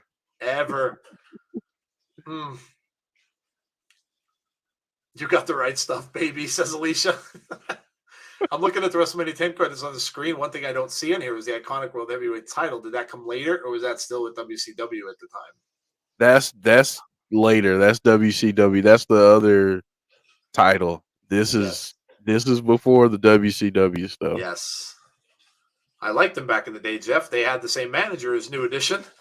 Yep. Oh, New Edition. There's a great group from the Mr. Perfect Pass commercial. Yes. Oh my God, that was a classic. Oh, dude. That was a classic. So good. So good. Promos were so amazing. And this is why I love the wrestling that I love. This is why I like the promos and stuff that Impact does, because they remind me of the promos that these guys do. I just think that they put on much more of a storyline emphasis on promos, and I loved it. You'd have guys doing promos for weeks before they would be brought on to the shows, and I thought it was great. That's why I love Bray so much when Bray came in first, because they were doing those lead-ins to him and the family. Like for a long time, you didn't know who these guys were. And it would go on and on and on and on and on until finally they made it to the show. So what match are we on? Yokozuna and Mr. Fuji and Jim Cornette against Lex Luger. And Mr. Perfect is the special guest referee. The Lex Express, yes. Donnie spoke on WrestleMania 10, and this WrestleMania we got his brother Mark speaking. Yep. Says Alicia. Yep. Look at this. They've got girls bringing flowers up to Yokozuna. Yokozuna is a huge dude. Massive human being. Huge dude.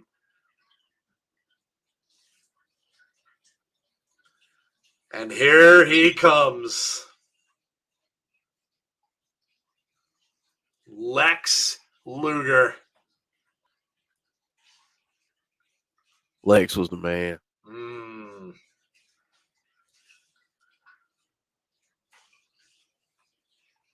Yes, he was. The Lex Express. The big bus that he used to ride around on in his promos.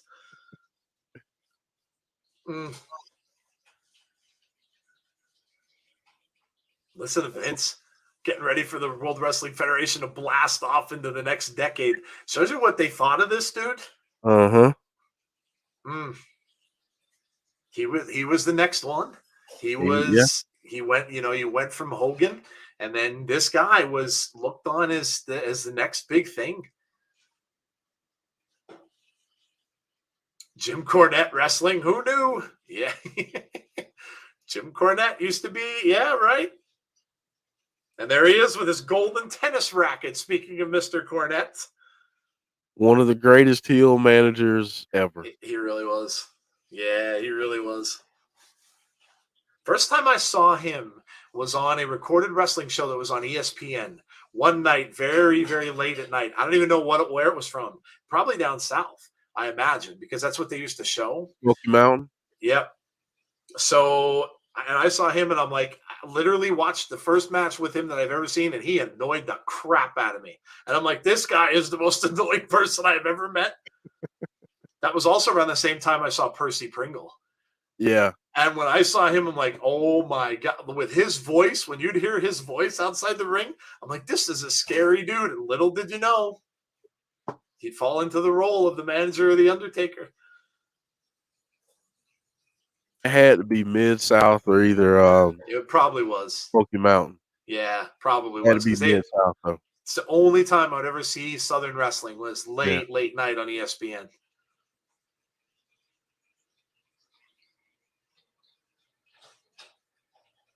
Wasn't Yoko in Undertaker's little circle of friends too? I thought so. Yeah. Which is crazy. Yeah. Look at this. Luger going right at him and Yokozuna giving it right back, but now Luger has him staggered. Yoko reverses it, goes for the clothesline and misses. Luger comes off with a clothesline, but he can't put the big man down. Oh, Just a massive human being. oh my God. Oh, he goes for the elbow and Luger avoids it. I mean, Luger had the deck stacked against him. I mean, you have two managers out there. You have Mr. Perfect as a heel official. So they had the deck stacked. Yeah. Luger with double axe handles on the outside. Doesn't really phase him. Very different Mr. Fuji from the 80s. Yep. That wasn't going around wearing the suit. And the derby. Yeah. Cornette could talk nonstop and not miss. The promos he would do. Yes, he could. The Luger Horseman angle in NWA, good stuff. Luger going up to the top and big splash and takes the big man off his feet. 2.5. And you see, like, even that kind of stuff meant a lot back then. Yes. Because you saw they just put Luger over on commentary talking about he was the first man to slam Yokozuna. Yep. So the fact that he even ended up off of his feet was a big deal. They really built that up back in the day. Absolutely. Yokozuna with a big elbow to the back of Lex. Man. Got him over that second rope. Mr. Perfect counting. So, doing a good job as ref.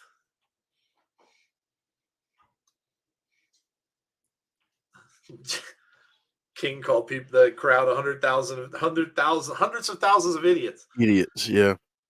Cover by Yokozuna gets a 2. Look at that jacket on Cornette. Big Marshall's jacket with like the things on the sides. Yokozuna trying to wear out Lex Luger. Lex Luger. I was about to say, you just crossed over, Joe. I did. I crossed over to Geekdom.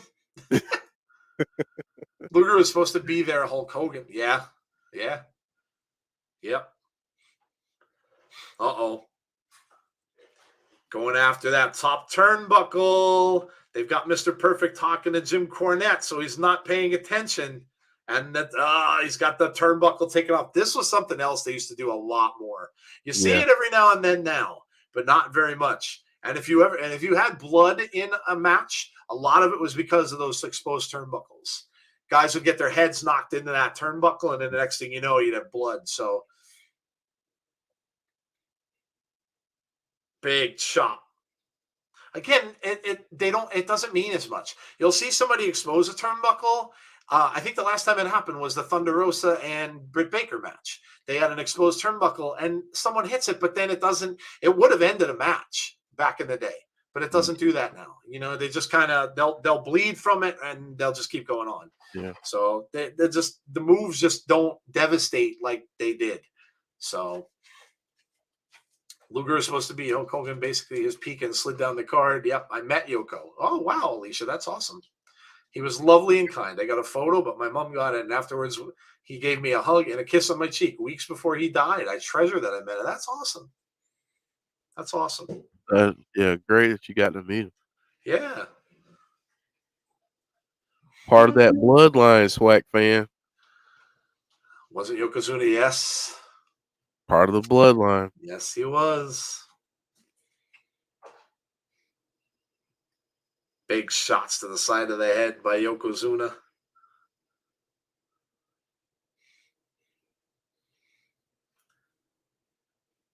Now they're talking about when he slammed Yokozuna. That was a huge moment for Luger. Huge. Yep.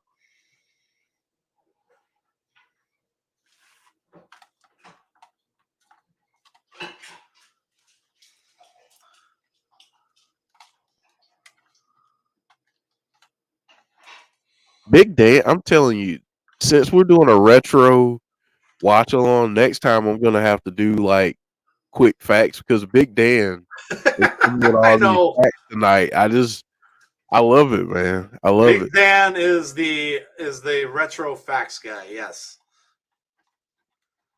My goofy ring light is like blinking, and I don't know why. Okay, there we go. I think I may have stopped it, or maybe not.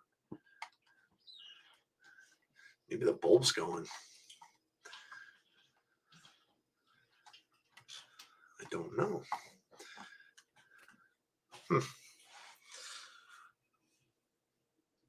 Can't win by disqualification or count out. Yes. Mark says, I have this news to share. It's not like a job, but there's a radio station that I listen to here in my area. And apparently they're in the midst of doing videos. They called me a few days ago and they want to interview me as part of that series in a couple weeks. Cool. Good luck.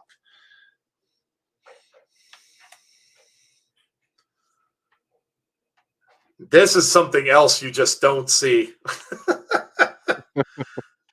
That move right there, where they do the, I think, what was that, a trapezius? Yeah. Lock, did they call that? Something else you just don't see much. Certain moves, man. The chicken wing, the Cobra clutch.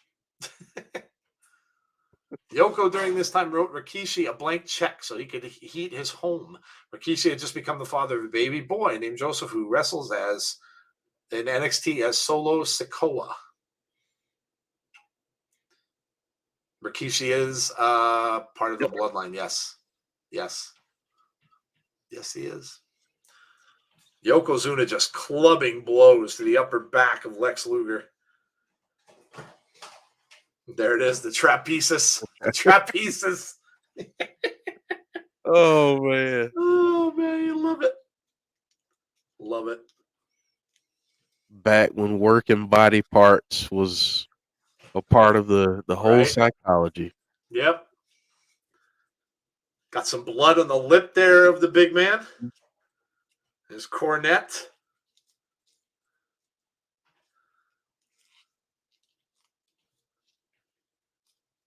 Now look at Luger trying to get himself mobile here after with that trapezus lock. And this is when the referee would check to see is he out. He'll check his hand and make sure he's not unconscious from locks like this. Fuji waving the flag.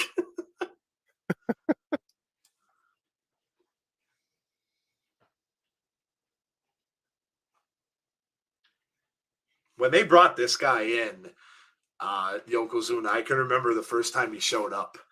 And I'm like, oh my gosh, this guy is still like, who is this? Who's going to beat this guy? Right? Yeah, exactly. Because this was a very different time for WWE. Like this was, they were going into a different mode at this point, post Hogan. Yep. So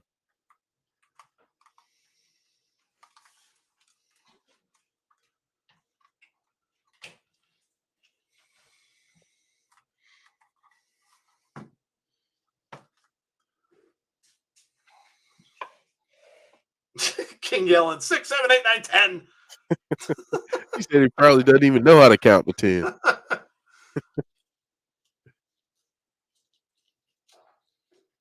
What a chop. Shoo.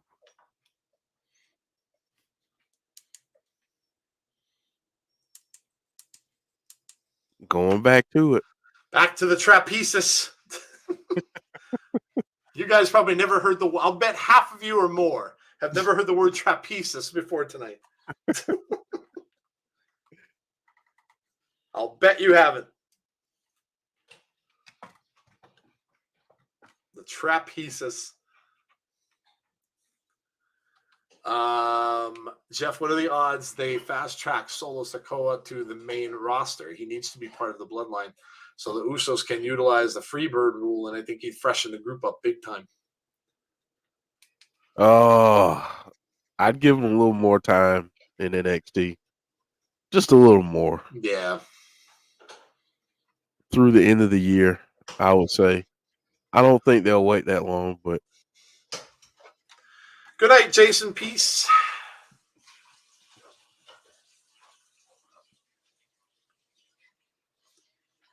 Lex Luger going down again from the chop by Yokozuna.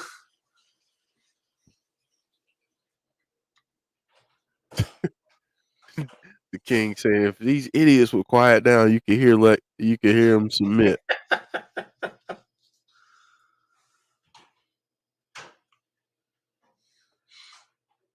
Cornette yelling at the crowd to shut up, covering his ears. Fuji waving the flag.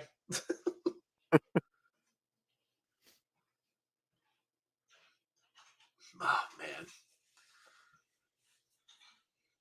Now Mr. Perfect's going to check the arm. Here he goes. There's one. There's two. Puts it up. Oh, here we go. This is where they'll get the crowd back into it.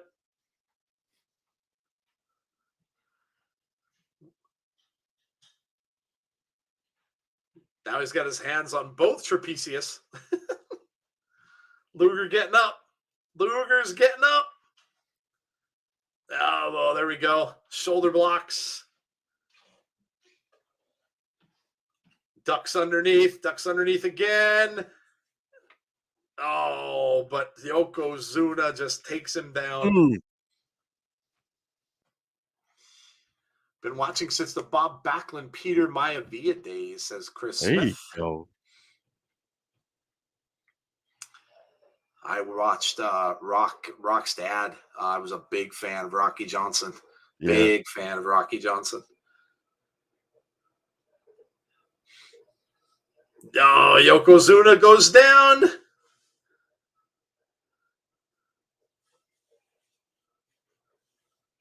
Crowd trying to get Luger going. I was just so used to seeing Cornette with the Midnight Express. Yes. And that's the first time I saw Jim Cornette was when the Midnight Express wrestled. So that was on that ESPN show that I watched. That's another group. Luger with a boot to the chest. Now he comes off with the clothesline. He's got Yokozuna dazed. Comes back with another. Two clotheslines, the third, and down he goes. Crowd into it now. Oh, Luger slams Yokozuna.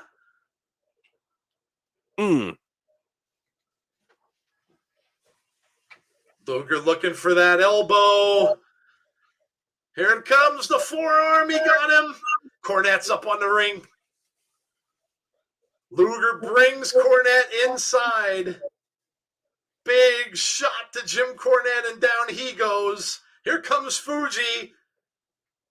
Fuji's taking some too. Mr. Perfect trying to keep control. And Mr. Perfect turns his back. Luger's got him covered for well more than a 3. Turned his back. Perfect won't count. He's trying to get Fuji out of the ring. Luger now going after Mr. Perfect. telling him, hey, What's count, the big idea? please. Count, please. Mr. Perfect is absolutely not listening. He is not counting. And he said the match is over. Match is over. Disqualify him. Gonna disqualify Lex.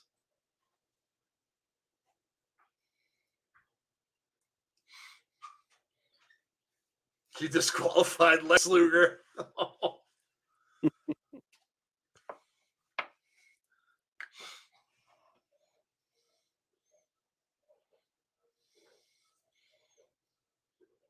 Oh, they gave it back to Yokozuna. And again, social media would have been on fire. They just buried Lex Luger. Yep, Lex Luger's buried. He's buried. Oh, I tweet from time to time asking WWE to bring Vince back as an announcer for One Last Dance. I find that he was criminally underrated as a broadcaster, especially playing on Ventura. Oh, yeah. Even the King? Yeah. This is for you, Jeff. You and Jeff. Now we know Impact is not, but correct me if I'm wrong. But did Impact and TNA start up when WCW folded? And early on, did TNA see themselves as another version of WCW, or am I getting things mixed up? Because I felt like TNA needed to replace WCW after it went out of business. I think he's correct, Jeff. And you might know that a little bit more, but I think they did go to TNA pretty much after WCW folded. Yeah, TNA was 2002, I believe. So I think that works out to be around that time where WCW was gone. And Azan saying Mr. Perfect was supposed to fight Luger in '94, but this goes nowhere. Yeah. This was a setup for Luger and Mr. Yep, Perfect. and Perfect. Yes. Yep. Remember the new Midnight Express from WWE NWA Invasion of '88? It was Bombastic Bob and Bodacious Bart. I got hugged and kissed by two of the higher bloodline. It's only took now to realize. Surely that's a pass into the bloodline. Jerry back on the Monday tomorrow. Yeah, he's on Raw tomorrow night. Jerry the King Lawler? Yeah, because Corey's on the honeymoon. Okay. Look at him sitting there with no shirt on and a robe. Joe, that is a shirt. Oh, never mind. A very hairy one. Yes. Yes. It's more like a sweater. See, guys, chest hair was also very popular in the late 80s. Late 80s, 90s. Yeah. Yes. It was the thing. It was the thing. This was a blindfold match. The model Rick Martel. Oh my God.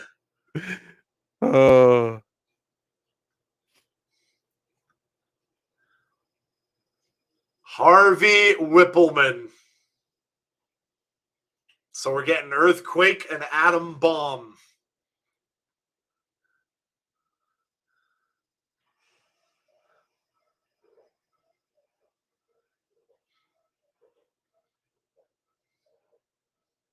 He called him a New York Yankee piece of garbage. Wippleman was a slime ball. Nobody liked Wippleman. No, yeah.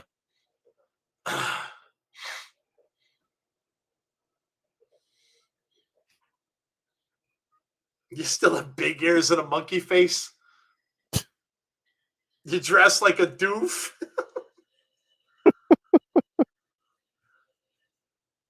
Look at this. Wippleman just ripped his pocket off his... Oh, Fink puts him down. Yeah, Fink's not having that.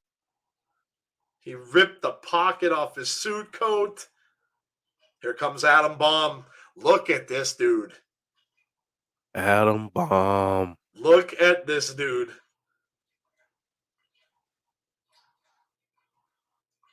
And here comes Earthquake.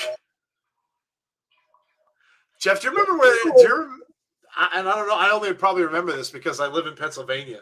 But you know that they used to say that Atom Bomb was born in Harrisburg, or I think it was Harrisburg, PA, or no, it was where the nuclear plant was in Pennsylvania. Yeah. Yeah, he was actually born in Harrisburg, PA. Was he born in Harrisburg, PA? Uh-huh. Oh, there goes the earthquake.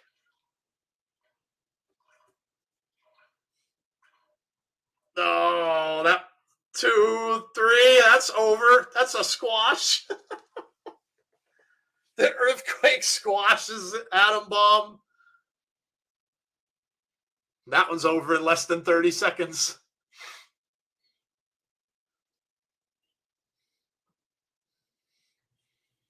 Almost set a record for quickest match.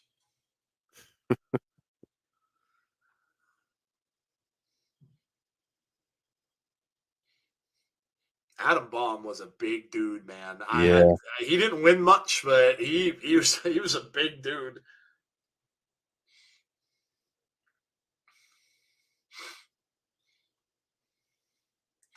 Atom Bomb later became part of Chronic. Mm-hmm. Yep, I remember that. Yeah. Film Nation BTS, hello, good day, happy Sunday. Happy Sunday to you too, Film Nation.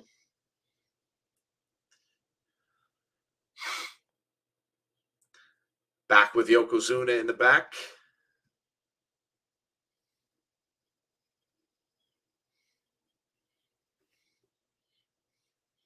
Said Yoko should be there any second. Talking about the match between those two. There's Cornette.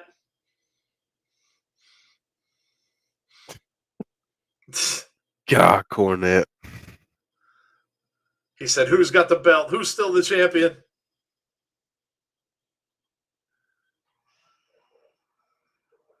Sick of purring. Looks like a watch for Yokozuna. Oh, my God. You want to talk about a Cornette promo? Here you go. There you go.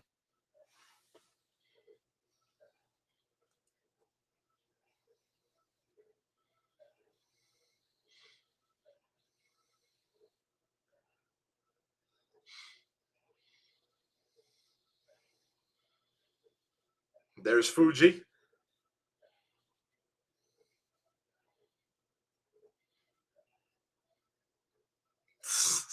Cornette.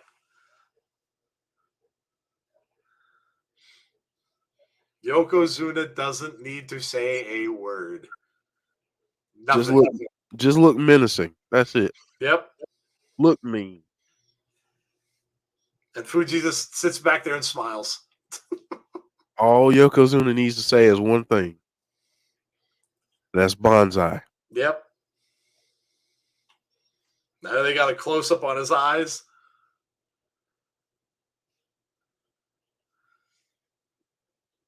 Do you feel the earthquake? We need a wrestling Richter scale.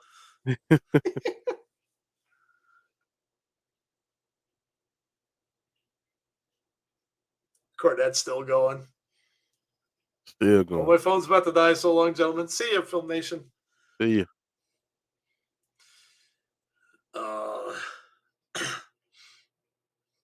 He's talking, of course, about the match you get later on. Yokozuna will wrestle Bret the Hitman Hart for the WWE Championship.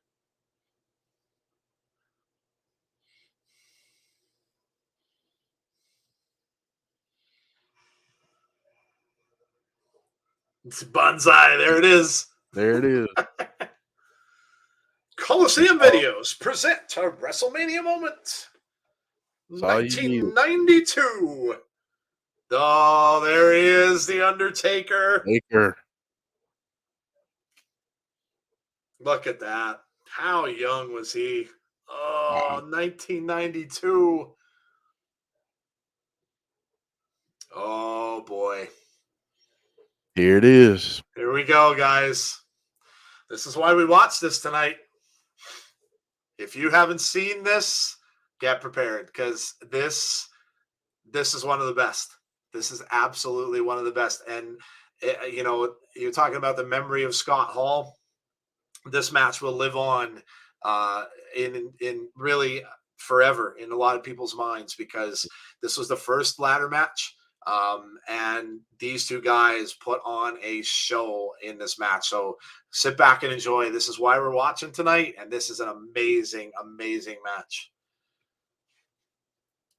And here comes the Heartbreak Kid, Shawn Michaels. Diesel is with him. Yes, he is. Oh my gosh, look how young they are. I know, man.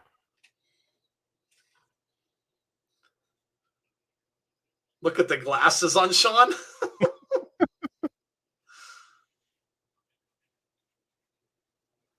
And big Kevin Nash with the bigger mullet. Man. Him and Shawn. This would have been the ideal year for Cornette WWF Hall of Fame induction, seeing as this was 20th anniversary of his core four. Cena, Batista, Orton, Lesnar debuting in WWE. The Click says is on, yes. Yep.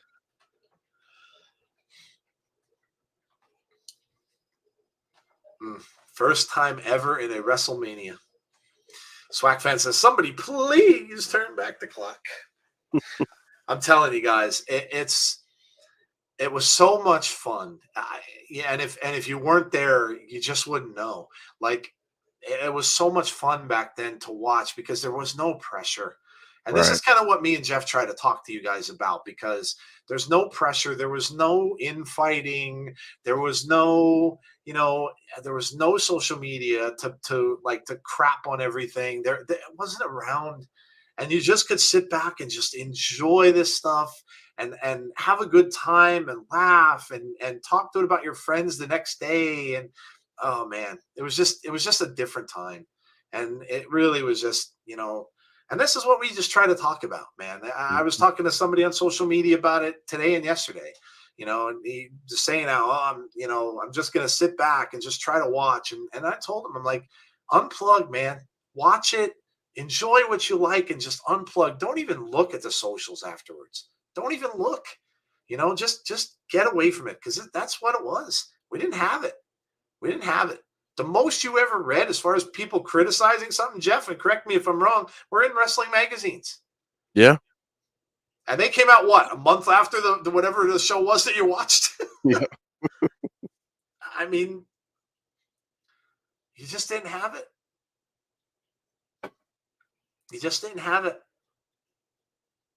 And there he is, Razor Ramon. Too sweet. There he is with the toothpick.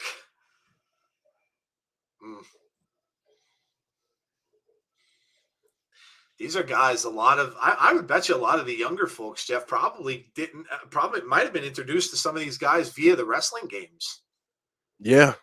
Might have been the first time you've ever seen some of these folks were in the WWE 2K games.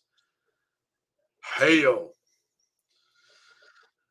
3/4 of the Click in this matchup with young Jean-Paul Levesque developing in WCW. I remember hearing when DDP called Nash about John Paul coming over, Nash was most excited that the kid didn't drink. Conrad says the ladder. Here we go, guys. Here we go. You see the ladder out there? 1-900 numbers. Call me Dean. Yep. For the low, low price of 99 cents a minute. $9.99 for the first 5 minutes or whatever it was. First time I saw Scott Hall as a member of the band in TNA. Mike Schatz is one of my favorite matches. Yeah, this is a brilliant match. This is an amazing match, man. Shawn Michaels up and over. Oh, a little right away. The thumb to the eye from Shawn Michaels. Razor takes him down. Now, I got a question for the chat, and I got one for you too, Joe. Mm-hmm. Heartbreak Kid. This iteration or the one that he later came back as? I'm going to say this one. This one? Yeah, I'm going to say this one. Yep. Okay. Yep. What does the chat think? What do you guys say? This This version of Shawn or the later one? yeah.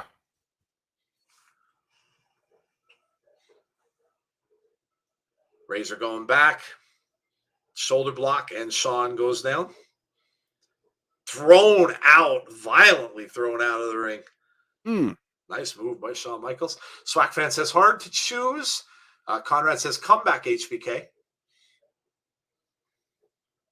And watch out, there's Diesel.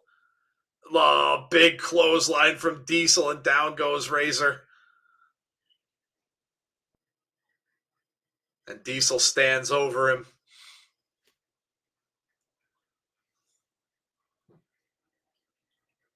He's talking to ref saying, did you see something?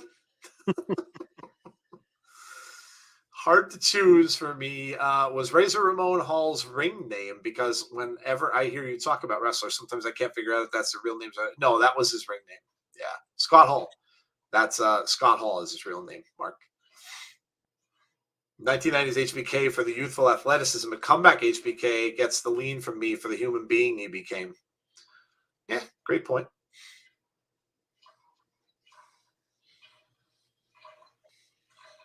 Oh, did they boot him? Diesel gets the boot. Diesel gets tossed. In my opinion, he became a better storyteller and had better matches with people. I feel like he grew up and matured a lot from where he was. Yeah, great point. Yeah. Later, definitely later, because we had DX, says Alicia. I like Shawn when he was off in the late 90s.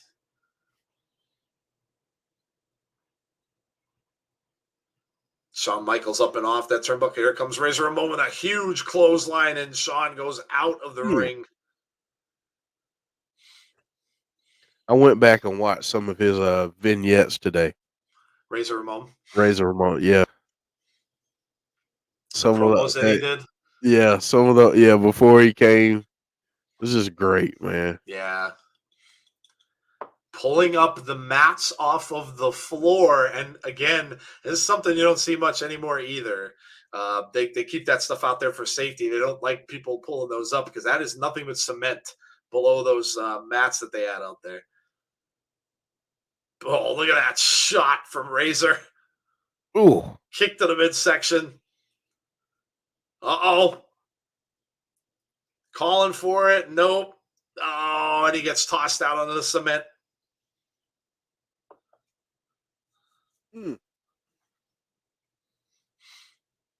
I will never forget the first time I saw somebody get hit on that concrete was a pile driver by Buddy Rogers against Superfly Snuka.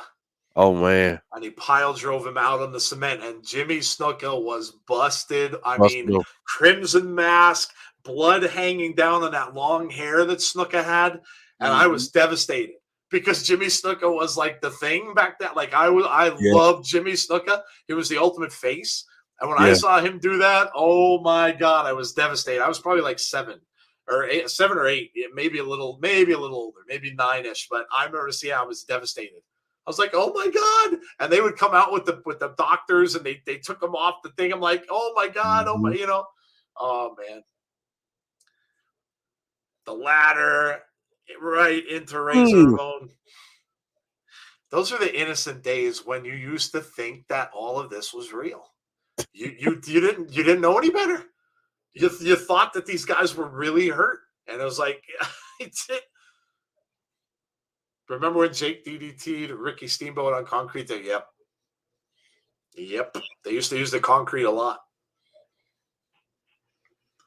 Razor back inside the ring. Shawn pushing that ladder back in. Shawn's going to try to set the ladder up. Nope. Going to use it. Midsection to Razor.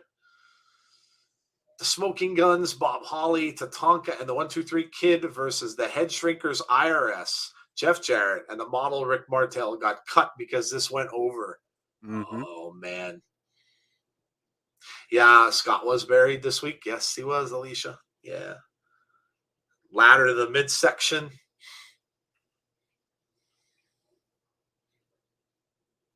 What do you think that ladder weighed?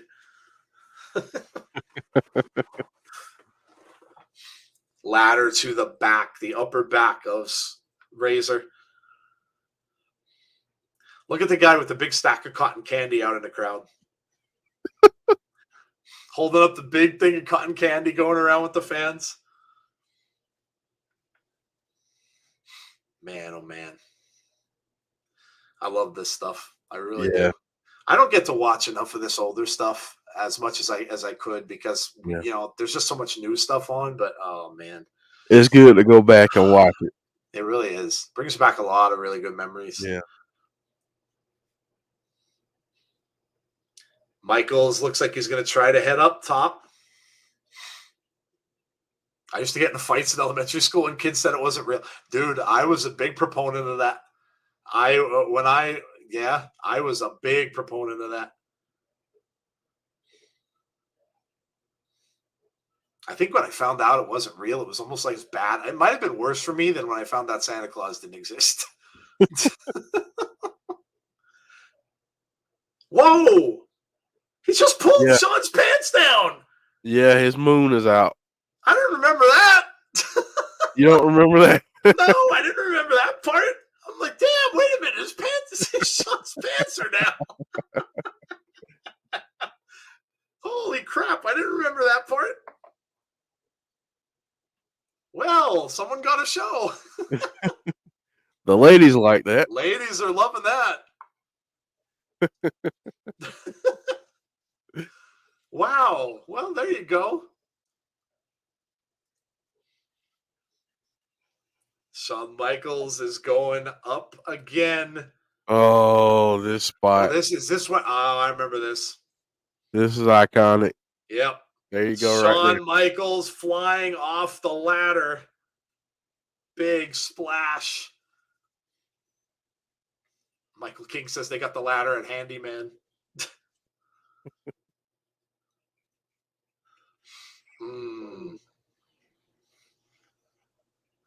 Deanna says Santa is real. Don't tell her he's not. Dang it. Right. I know. I'm sorry if I spoiled it, Deanna. He's real. Shawn Michaels right under those belts, climbing up the ladder.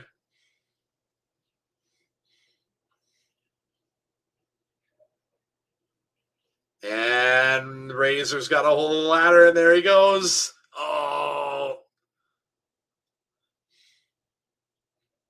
Shawn just went off that rope with some torque. Referee pushing the ladder back in. I think that ladder's had it already.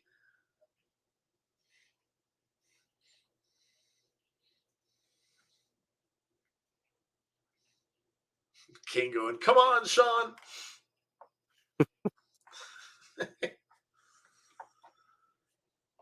Off the ropes goes Razor, up and over Shawn Michaels, and a shot to the head. Down goes Shawn, and down goes Razor. Both men down. Flair used to get his trunks pulled down too. Yeah, he did. Yeah. Flair had that happened a lot to him.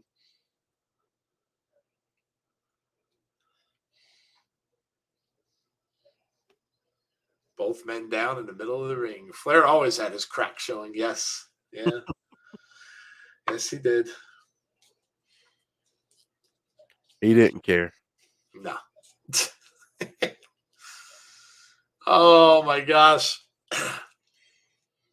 In this era, the IWC was a thing, but it branded you a super nerd up there with knowing who the Luxor droid stormtrooper was. I'd say 98.5 of our news still came from the magazines. Yeah, that was really all there was.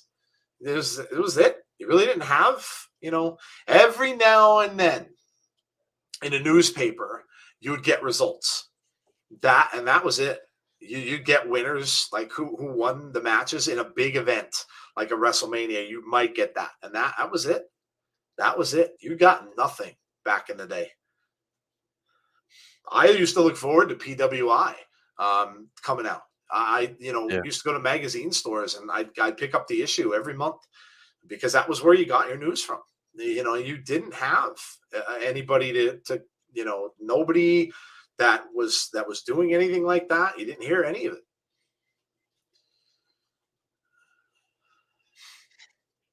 Was the TLC match with the Hardys, ENC, and Dudleys better than this or worse? I'm not going to really compare those, Azan, to be honest, because you're talking about tag teams. You can't really say that. I don't know that you really say that this one is better. Tag teams are going to be a lot different as far as ladder matches go. So I mean that's one of the most iconic ones too. So, but I mean, for a singles match, the fact that this was the first ever one at Mania, a little bit different, I think. Apples and oranges. Yeah. This is different. I mean, I think they set the bar for what a lot of people do today. Yeah. In ladder matches, Yep. but this kind of, for me anyway, set the standard of how you use a prop, how you Yep. use something in a match masterfully. Yep.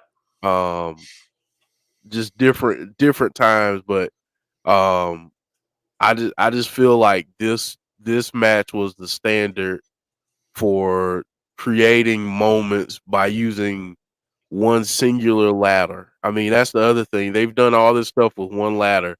Nowadays, you see 6, 7. You see 6, 7 ladders. They did all of this stuff with one ladder, so Yep. it was it's just tremendous what they were able to do with this. Shocking the ladder didn't break for as much as it gets tossed around, that the fact that it just didn't buckle, because now watch this. Yeah, our man. Razor going up there. Shawn leaps over from the far corner to get him down. Yeah, they only had one ladder. Yeah. HBK versus Razor is the blueprint. Talking about Inside Pro Wrestling Magazine. WWF Magazine was out around that time too. Let's see. IPW was the book of wrestling you had to get.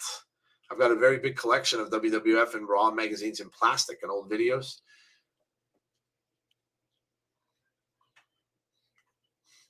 I got a bunch of WWF VHS tapes. Do you still have them? See, I don't have. I didn't keep a lot. I didn't keep really any of mine because I don't have a VCR anymore. So I'm like, I had a lot of them. That and WCW pay-per-views. They used to come in those. They were almost like the plastic overlap boxes with the posters on the covers. Yeah.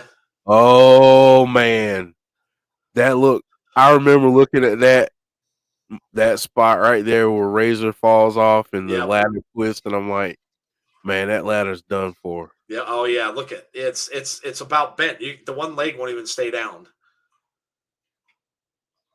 Vince is even saying the same thing. The ladder's bent and twisted. Yeah. Razor's going up now. Shawn can't even get out of the corner. And then Shawn kicks the ladder and he goes off the ladder. Oh.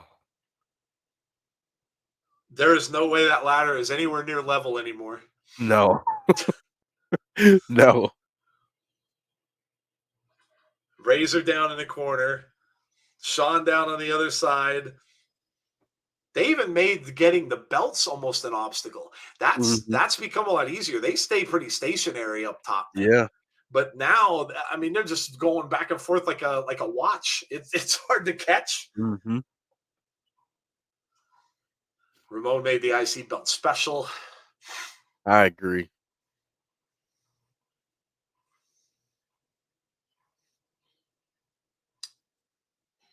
Ooh.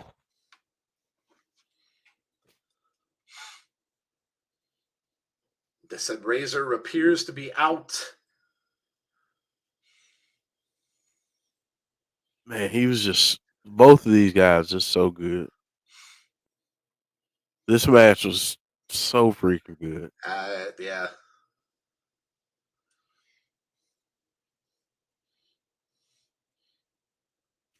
Oh, Shawn Michaels making fun of Razor a little bit there.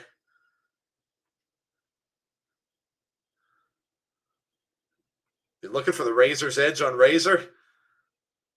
Pile driver. Pile driver. He's got to get that ladder set back up.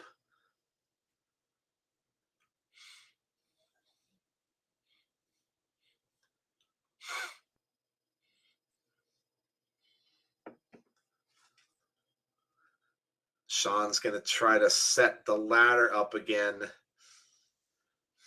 Oh, no. He's over in the corner now. Yeah. Has the ladder up, and this isn't going to be good. Yep. I remember. Oh, man. Shawn is going to ride that ladder down onto. Rides that right down onto Razor. Now, I mean, at that point, you're watching this thinking he's done. Yeah. He's absolutely done. It's over. And you can see, look at the top of that ladder and how badly it's bent. Yeah. I mean, he can't even get it to stand the right way. And now Shawn puts it right over Razor.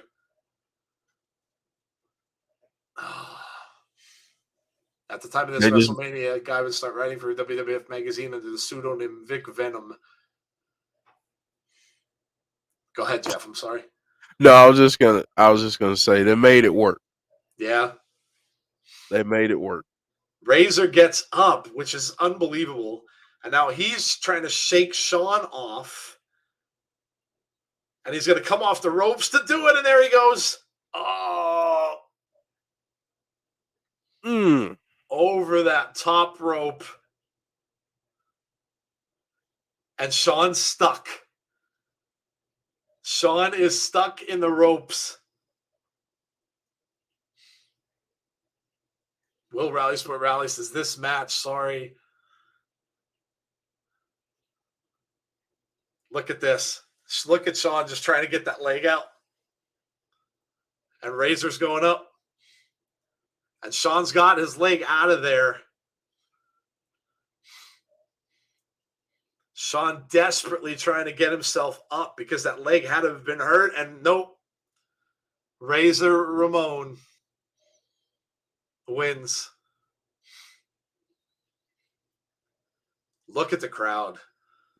They look at the crowd. That was tremendous. Hey, Kayla, we're watching WrestleMania 10. And we just got done with the famous ladder match between Razor Ramon and Shawn Michaels.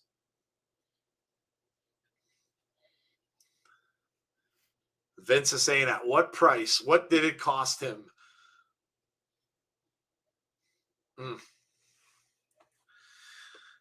Probably the most famous match that Razor will be known for. And it was a huge moment. And then Razor has the guts to go back up that bent ladder and stand up there again.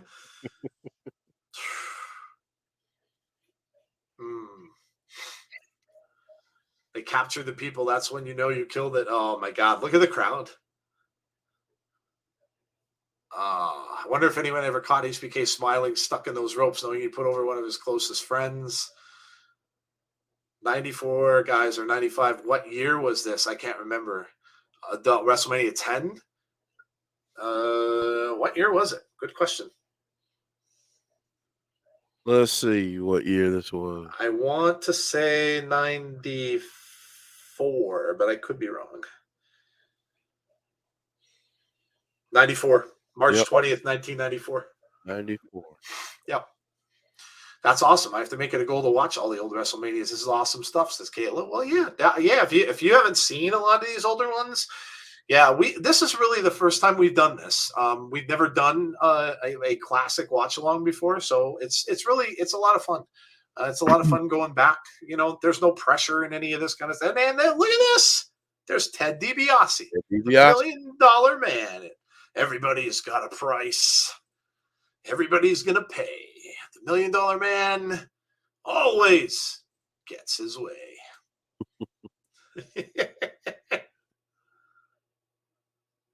Oh, man. Yeah, this was it's a lot of fun. Glad you guys came out with us tonight. And we may have to do this, even if it's once a month or something. Yeah, we listen. We could do it with other companies. We could do Impact Classic ones too. A lot of people have asked us to do those. Yeah, which would be a lot of fun for me because I bet you there's a lot of them I didn't see. Here's WrestleMania 9. Oh my God. When they came out riding on these, this was like an Egyptian theme. Yeah. Or the Colosseum theme, basically. And oh man. Didn't Heenan come out riding a camel? Yeah. I thought so. Yep. And you know what? So. It didn't drag on forever either, WrestleMania. Nope. It was. Nope. We're at main event time, guys. Main event. Main event time. It is Bret the Hitman Hart against Yokozuna, who we saw both of them fight earlier in the night. Bret Hart, of course, fighting Owen and came away a little banged up. And of course, Yokozuna and Lex Luger earlier as well. So Bret the Hitman Hart against Yokozuna is coming up in our main event for this show. Ted DiBiase. Yeah, Gus is talking about Ted DiBiase, and a lot of you know him from the recent stuff with Cameron Grimes. Mm-hmm. DiBiase is one of the biggest heels of the 80s and 90s. Just an absolute huge heel. Impact wasn't on this week. No, it wasn't. That's why we didn't do Watch Along, Will. We were going to when we thought it was going to be the IPWF, because that's initially what they advertised they were going to do, but I guess I don't know, maybe they couldn't get the people back in time they were all in Dallas, so maybe they just couldn't get everybody together, or maybe they just wanted to give them some time off.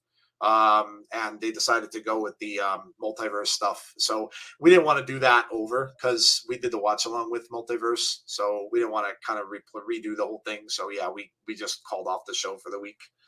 But we'll be back this week doing Impact, of course. We're on the way to Rebellion, which is in what? Couple weeks. So we'll be back for Impact this week. Speaking of which, tomorrow's Monday. Are you Abby's tomorrow? We'll post it out there. Okay. We'll let you guys know about tomorrow with Abby's. And then we'll be back on Thursday for Impact. And then next Sunday, I would guess we'll probably have our wrap-up show. Yeah. But yeah, if you guys like the classic stuff, hit us up, let us know. And like Jeff said, we could do this again in place of our wrap-up show when it's a slow week or something like that. No pay-per-views. We can fit one of these in and do these again. Showing a little montage of Bret Hart, and now we're going to get a montage of Yokozuna as well. Ooh.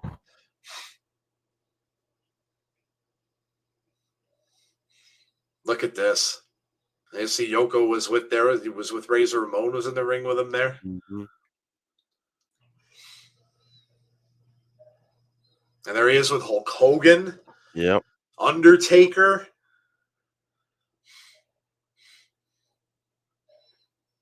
Macho Man, Randy Savage. Look at the who's who of people that he put down. There's Hogan again. Ugh. Mark said, I got to go to bed. Good night. Good night, Mark. Good night, Mark. I heard from people in Dallas they enjoyed IPWF. Maybe they'll show it at another time, somewhere down the road, maybe. Jim Ross tells a story during his Hall of Fame speech about boss Leroy McGurk having him drive to Shreveport to murder the $1 Million Man. Go back and watch. It's an absolute hoot. Deanna says, grievances. I need grievances. Yes, Sundays usually are grievance day. We'll be back next week with, I'm sure we might have some grievances for next week. There's Burt Reynolds again. Is that what, Jenny Garth? Is that who that is? Yeah, I think so. You are correct. The one and only Burt Reynolds from Evening Shade. Yes. I remember Evening Shade. Will Rally Sports says GCW on tonight and last night pay-per-view. Yoko was awesome, said Deanna. So I had to check in on my Celtics. They are the number 2 seed in the East. Oh. Not that I may have really wanted that, because they could very well end up playing Brooklyn. First round? With a returning Ben Simmons. Oh. So I I would have rathered the 3 and have them play Chicago, because I just think they match up better. But their coach, that Ime Udoka, was saying, we're going for it. We're playing to win. And the special guest referee is being announced. Wait until you hear who this is if you don't already know. Roddy Piper. Yes. One of my favorite wrestlers of all time. And look at him coming out with the No Fear shirt. Oh, man. Hot Rod. One of the absolute best. The dude had it all. Could do the mic work, the promo work, Piper's Pit, and wrestle. I mean, and if you saw that autobiography that they did on him, what a mind he had. Wrote all those lines down in books and stuff like that, and then end up using them in promos. I mean, amazing. Amazing.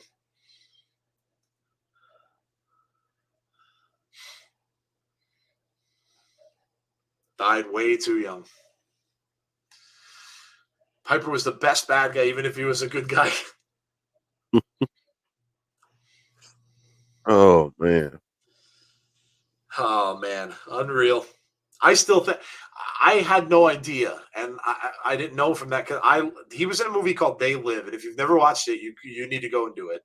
And he had a line in that movie that said, "I have come here to chew bubblegum and kick ass, but I'm all out of bubblegum." He wrote that line in his book that he had all his lines for, where he would write things down, and the famous director John Carpenter saw that in his book, and he said, "I have to use this," and he ended up using it in the movie. Pretty awesome. Pretty awesome. Yokozuna on his way down. Roddy's last appearance before this was in a match with Hitman at WrestleMania 8. First 2 years, Jordan was in the NBA. The Celtics owned Chicago in the playoffs like Hogan owned WCW Creative in the 90s. Roddy and Hitman are cousins.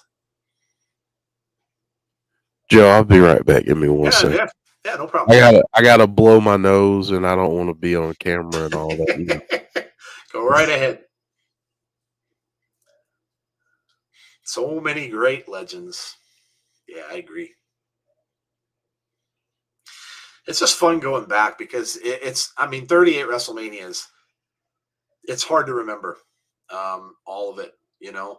Even the real big ones, they fade from memory after a while. You know, you don't remember sometimes how the matches went.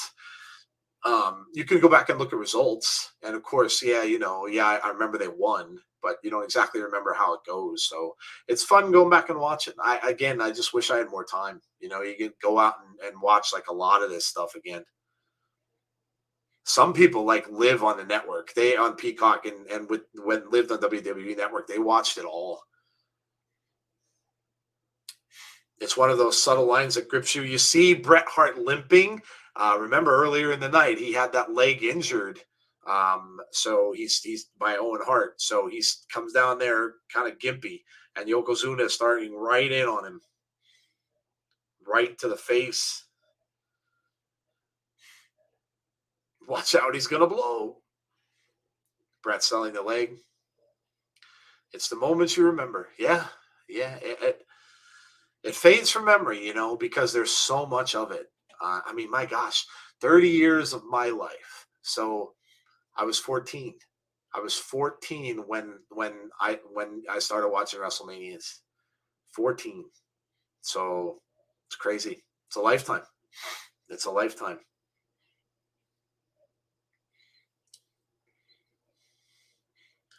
Yokozuna in control here. Bret is down on the canvas, grabbing that leg, still selling the leg. And again, the fans then, again, like we said before, there's no social media. There's no dirt sheets. So the fans don't know that he's not hurt. The fans there think he's injured. So shots back and forth. Drop kick from Bret Hart. Goes for another one, but Yoko just kind of backs away from it. And Bret misses. Cornette outside the ring again, and so is Fuji. Remember though, now they got a different referee in there. They don't have the heel ref in there, Mr. Perfect. Now you got Piper in there, so a little bit different. Piper yelling at Yoko to get off, and even a little bit of a fast count there, counting to 5. So you can see whose side rod he's on here. I remember how cool the reversal of Piper and Hogan in 1996 was. By the way, there's footage in the 30 for 30 series about the 86 Mets of Piper cutting a Mets promo. Oh, that's cool. Piper could cut a promo for anything. Rake of the back. It's another move you don't see. Choking him out over the second rope. Piper with another count.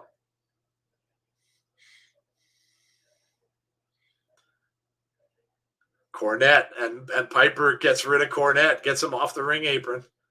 Big headbutt from Yokozuna. Off the ropes. Goes for the big splash, but Bret rolls out of the way. Cornette versus Piper, if only we could. Good night, Gust.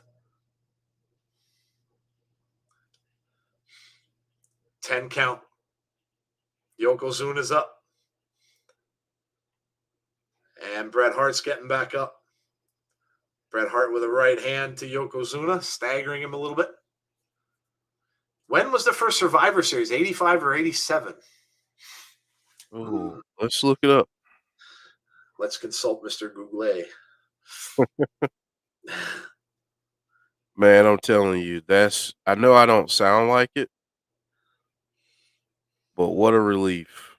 Yeah, I'm sure.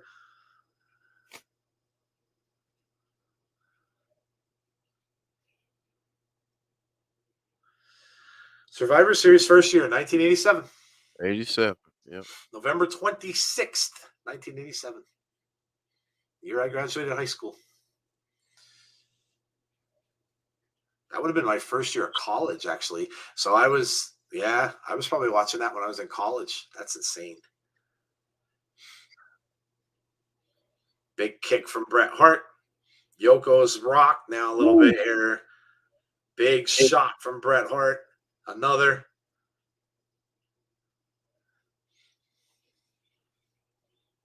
Off the ropes. Duck under. Here comes Bret. Huge right hands.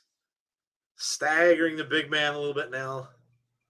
Another shot to the midsection. And double axe handle to the back. Cornette not happy. Cornette yelling, get up. Cover. Oh, Cornette just pulled Roddy Piper out of no, you don't do that, Jim. Yeah, you don't want to do that. You don't do that and mess around with Piper. Down goes Cornette. Roddy Piper with a shot, and down went Jim Cornette.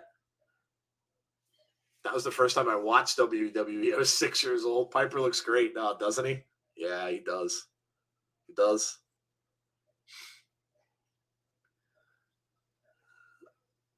Yokozuna was in the BSK faction led by The Undertaker. Ooh. Headbutt from Yokozuna. That's the other thing too, Jeff, with Yoko. He could go long matches. Yeah. And usually guys like his size, you don't see them want to wrestle for very long, but he could go. I mean, and think about it. He's already wrestled. Yeah. One time. Yeah. You know? That's true. Just think about that. How many times do you remember watching shows where the same guys are going to wrestle 2 times in a show? Doesn't happen often.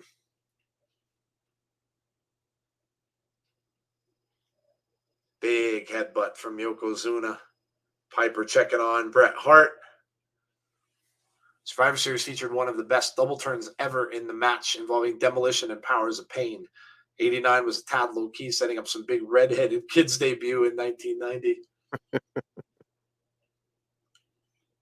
I love Demolition. I'm going to have to watch that Demolition show they have on Peacock. I didn't even realize it was on there. I stumbled across it by accident. Oh, I didn't realize they had one on there. Yeah, I was going through the menu looking for these.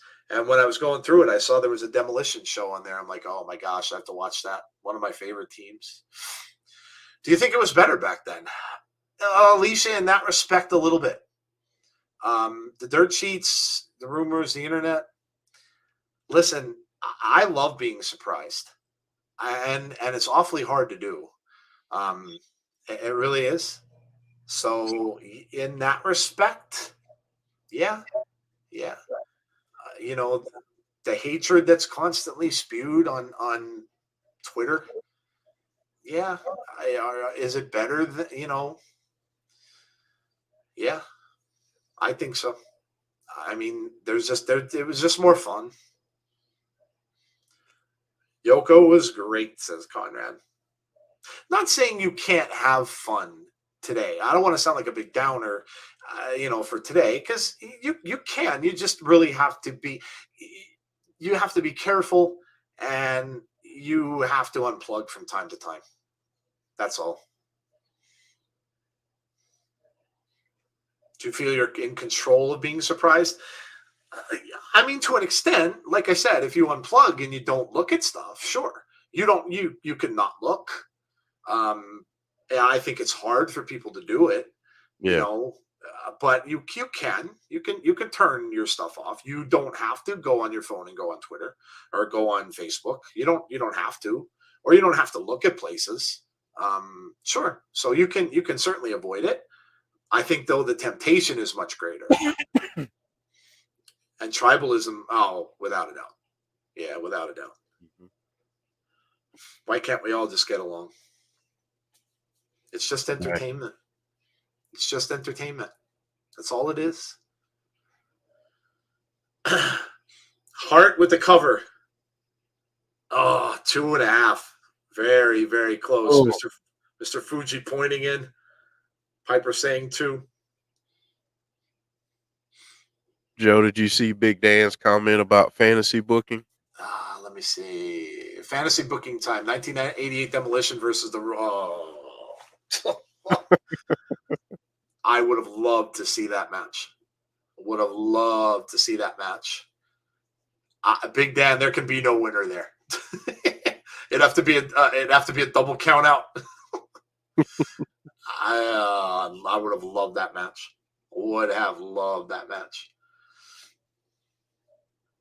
Exactly. I love being surprised watching it.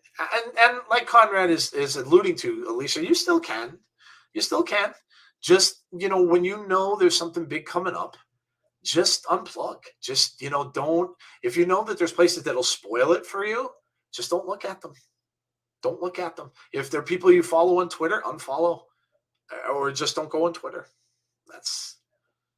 We should do it all. We should all do it for a week with no dirt sheet. And that would be interesting, wouldn't it? That would be an interesting experiment to try, wouldn't it? Yeah. Just get away from it for a week and don't look at anything and see how much different it is for you. Jeff said I do it quite often. I unplug for it. Sometimes you really need to. Mm. You really need to sometimes. I would challenge people, if you're going to do it the week leading up to a pay-per-view. Yep. That's where I feel like you get the most difference. Yep. Week leading up. Yep. Yokozuna was going for a move there, and he fell off of the second rope. You could see his leg buckled under him a little bit too, and that's a great sell if that actually didn't happen. And that's how Bret wins. Bret wins because Yoko fell off those ropes, and Bret just took advantage of it and covered him. Yoko's shocked. But yeah, that's a great point, Jeff. If you're gonna do that, yes, wait until a big pay-per-view that you were really excited to watch, and just watch the shows leading up to it. And like Jeff said, unplug from the internet, unplug from the socials, especially, and just don't look at them for that week. And that's it. And then see when you watch it if you enjoyed it more. See if you enjoy it. And also, though, included in that, stay unplugged after the show ends for a day or two. For a day. Because don't go on and start reading people's comments about it and scores and grades, all of that kind of stuff. Because it doesn't matter. In the long run, it doesn't matter. It matters what you think, not what someone else thinks. So unplug from it the week before and a couple days after. And then if you want to go, back on after that, go back on after that. But and see how it is. See how it is. Bret Hart gets a huge win, wins the championship. Yokozuna buckled on that rope, and Bret Hart took advantage and pinned him. And what a night for Bret the Hitman Hart. And a night for WWE. Yep. Because Vince just said this, but this was a brand new era in WWE. This was brand new. I've got a spider crawling on my wall that I had to kill. I hope I got him. I think I did. Because honestly, you didn't see a lot of champions look like Bret Hart back then. It was a lot of the bigger guys and the cartoonish kind of figures up until that point. Yep. Yeah. And there you see Lex Luger out there with Bret Hart, and a handshake from Lex. Raises his hand.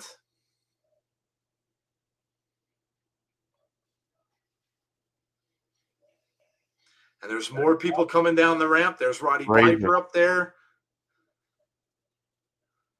Razor, another guy coming out. Razor coming out. There's Razor, Tom Selleck, Tom Selleck, Burt Reynolds. Look who's there.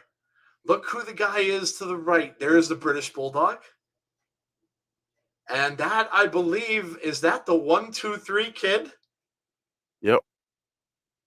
Of course, Rhonda Shear making her way in. Of course. The 1, 2, 3 kid, and there's the Macho Man. Macho Man with a hug, raising his hand. Oh, that's the Tonka. Yeah. Oh, yeah, you're right. Donnie Wahlberg. Oh, is that the Tonka in there? Yeah, that's the Tonka. Not okay. Yeah. I thought it was Bulldog for a second. He looked like him. He did. Gorilla Monsoon. Gorilla Monsoon is in there, and listen to the crowd reaction. Pat Patterson. Man, oh man. X-Pac, yep. This stuff to some people is a ritual, like morning post coffee, but I see your point about unplugging. It might be a bold strategy if things get out of hand. Bob Holly. And there is Owen. Now, Owen beat Bret earlier and said he was going to be the greatest there ever was and the greatest there ever will be when he beat Bret earlier in the night. And there is Owen staring him down. What about me? Yep. And Macho Man and Roddy Piper holding up Bret's hands right in front of Owen.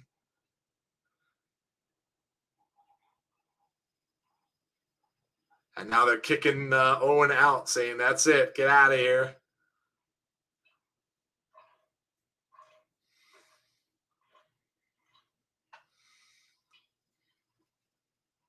And there it is. So you had another storyline set up. Yep.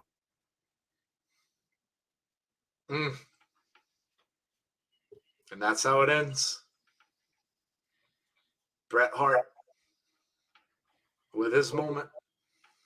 I'd be interested to know, Joe, the folks that are watching with us in the chat, how many of you are watching this for the first time? Oh, yeah, that's a good question. Was this your first time watching it? That's a great question. Yeah. Yeah, that's a great question. Did you guys ever see WrestleMania 10 before? Or was this the first time that you ever watched the show?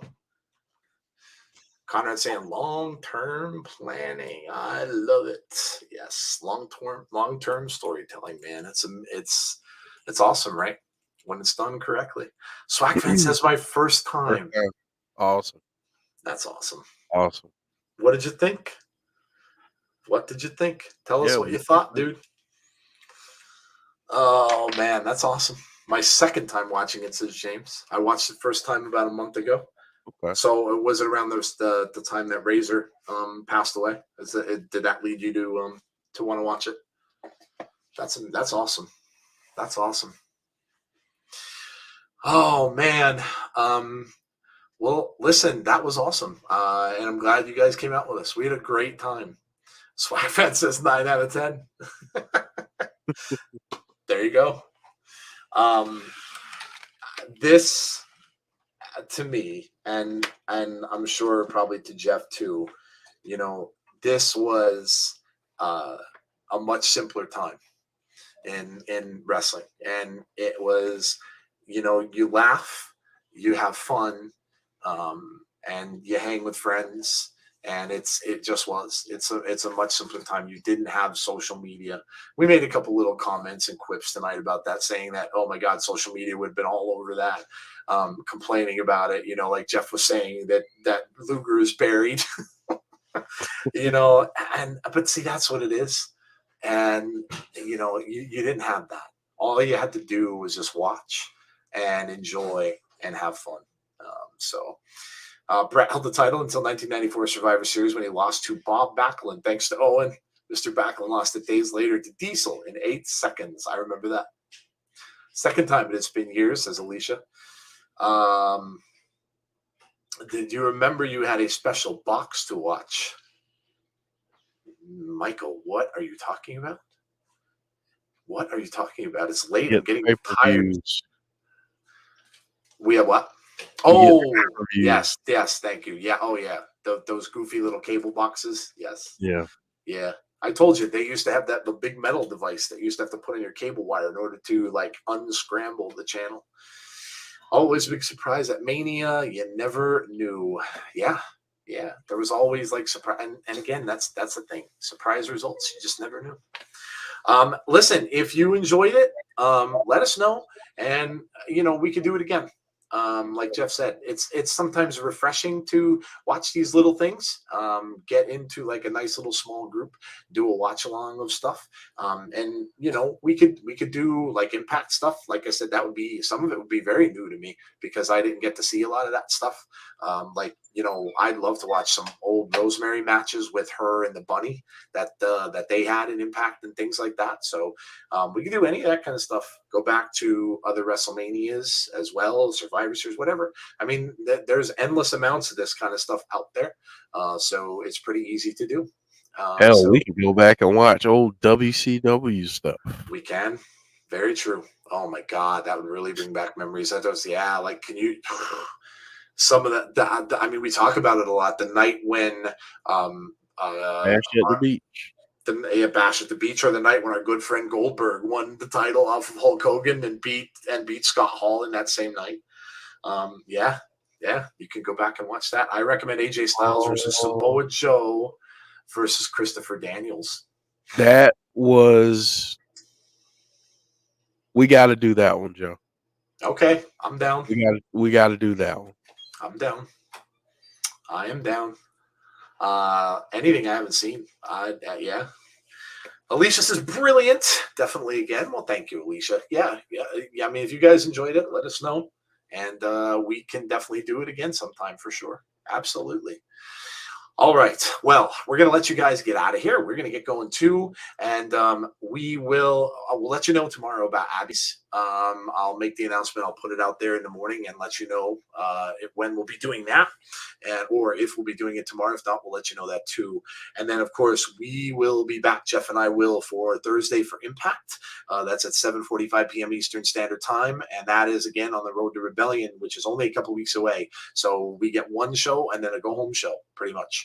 match. So we'll be back with that on Thursday at 7:45, and then right here next Sunday we will do our weekly wrap-up show, because I'm sure we'll probably have a lot of news and stuff that we need to talk about. So we'll have that next Sunday for you at 8:30. So the same time that we did this, we will be back the next Sunday for. Other than that, thanks for coming out. Hope you had a good time, because that's really what we're here for. And hope you enjoyed yourself, and enjoy the wrestling tomorrow. What's going on Raw? The Usos will be on Raw to go after RK Bro. So that's interesting. And Miz and Cody. Cody, yes, Cody and and Miz tomorrow. Yes, Cody and Miz are wrestling tomorrow. So it looks like it should be a decent show, and you might get to see a certain little brother of someone tomorrow again as well. So enjoy the wrestling. NXT, of course, on Tuesday. Enjoy AEW on Wednesday. And we'll be back here with you for Impact on Thursday. So have a great rest of your night, folks. Hope you had a good one. Hope you enjoyed the show. Again, stay safe out there. Be kind to one another. Unplug for a little bit from the wrestling if it gets on your nerves. And like Jeff and I said, experiment with it a little bit. When you know there's something coming up you really want to watch, unplug and see if you enjoy it more. And let us know. All right, guys. Thanks for coming out. Really appreciate it. We will talk to you on our next show. Have a great rest of your night, and we'll see you soon. Good night, everybody.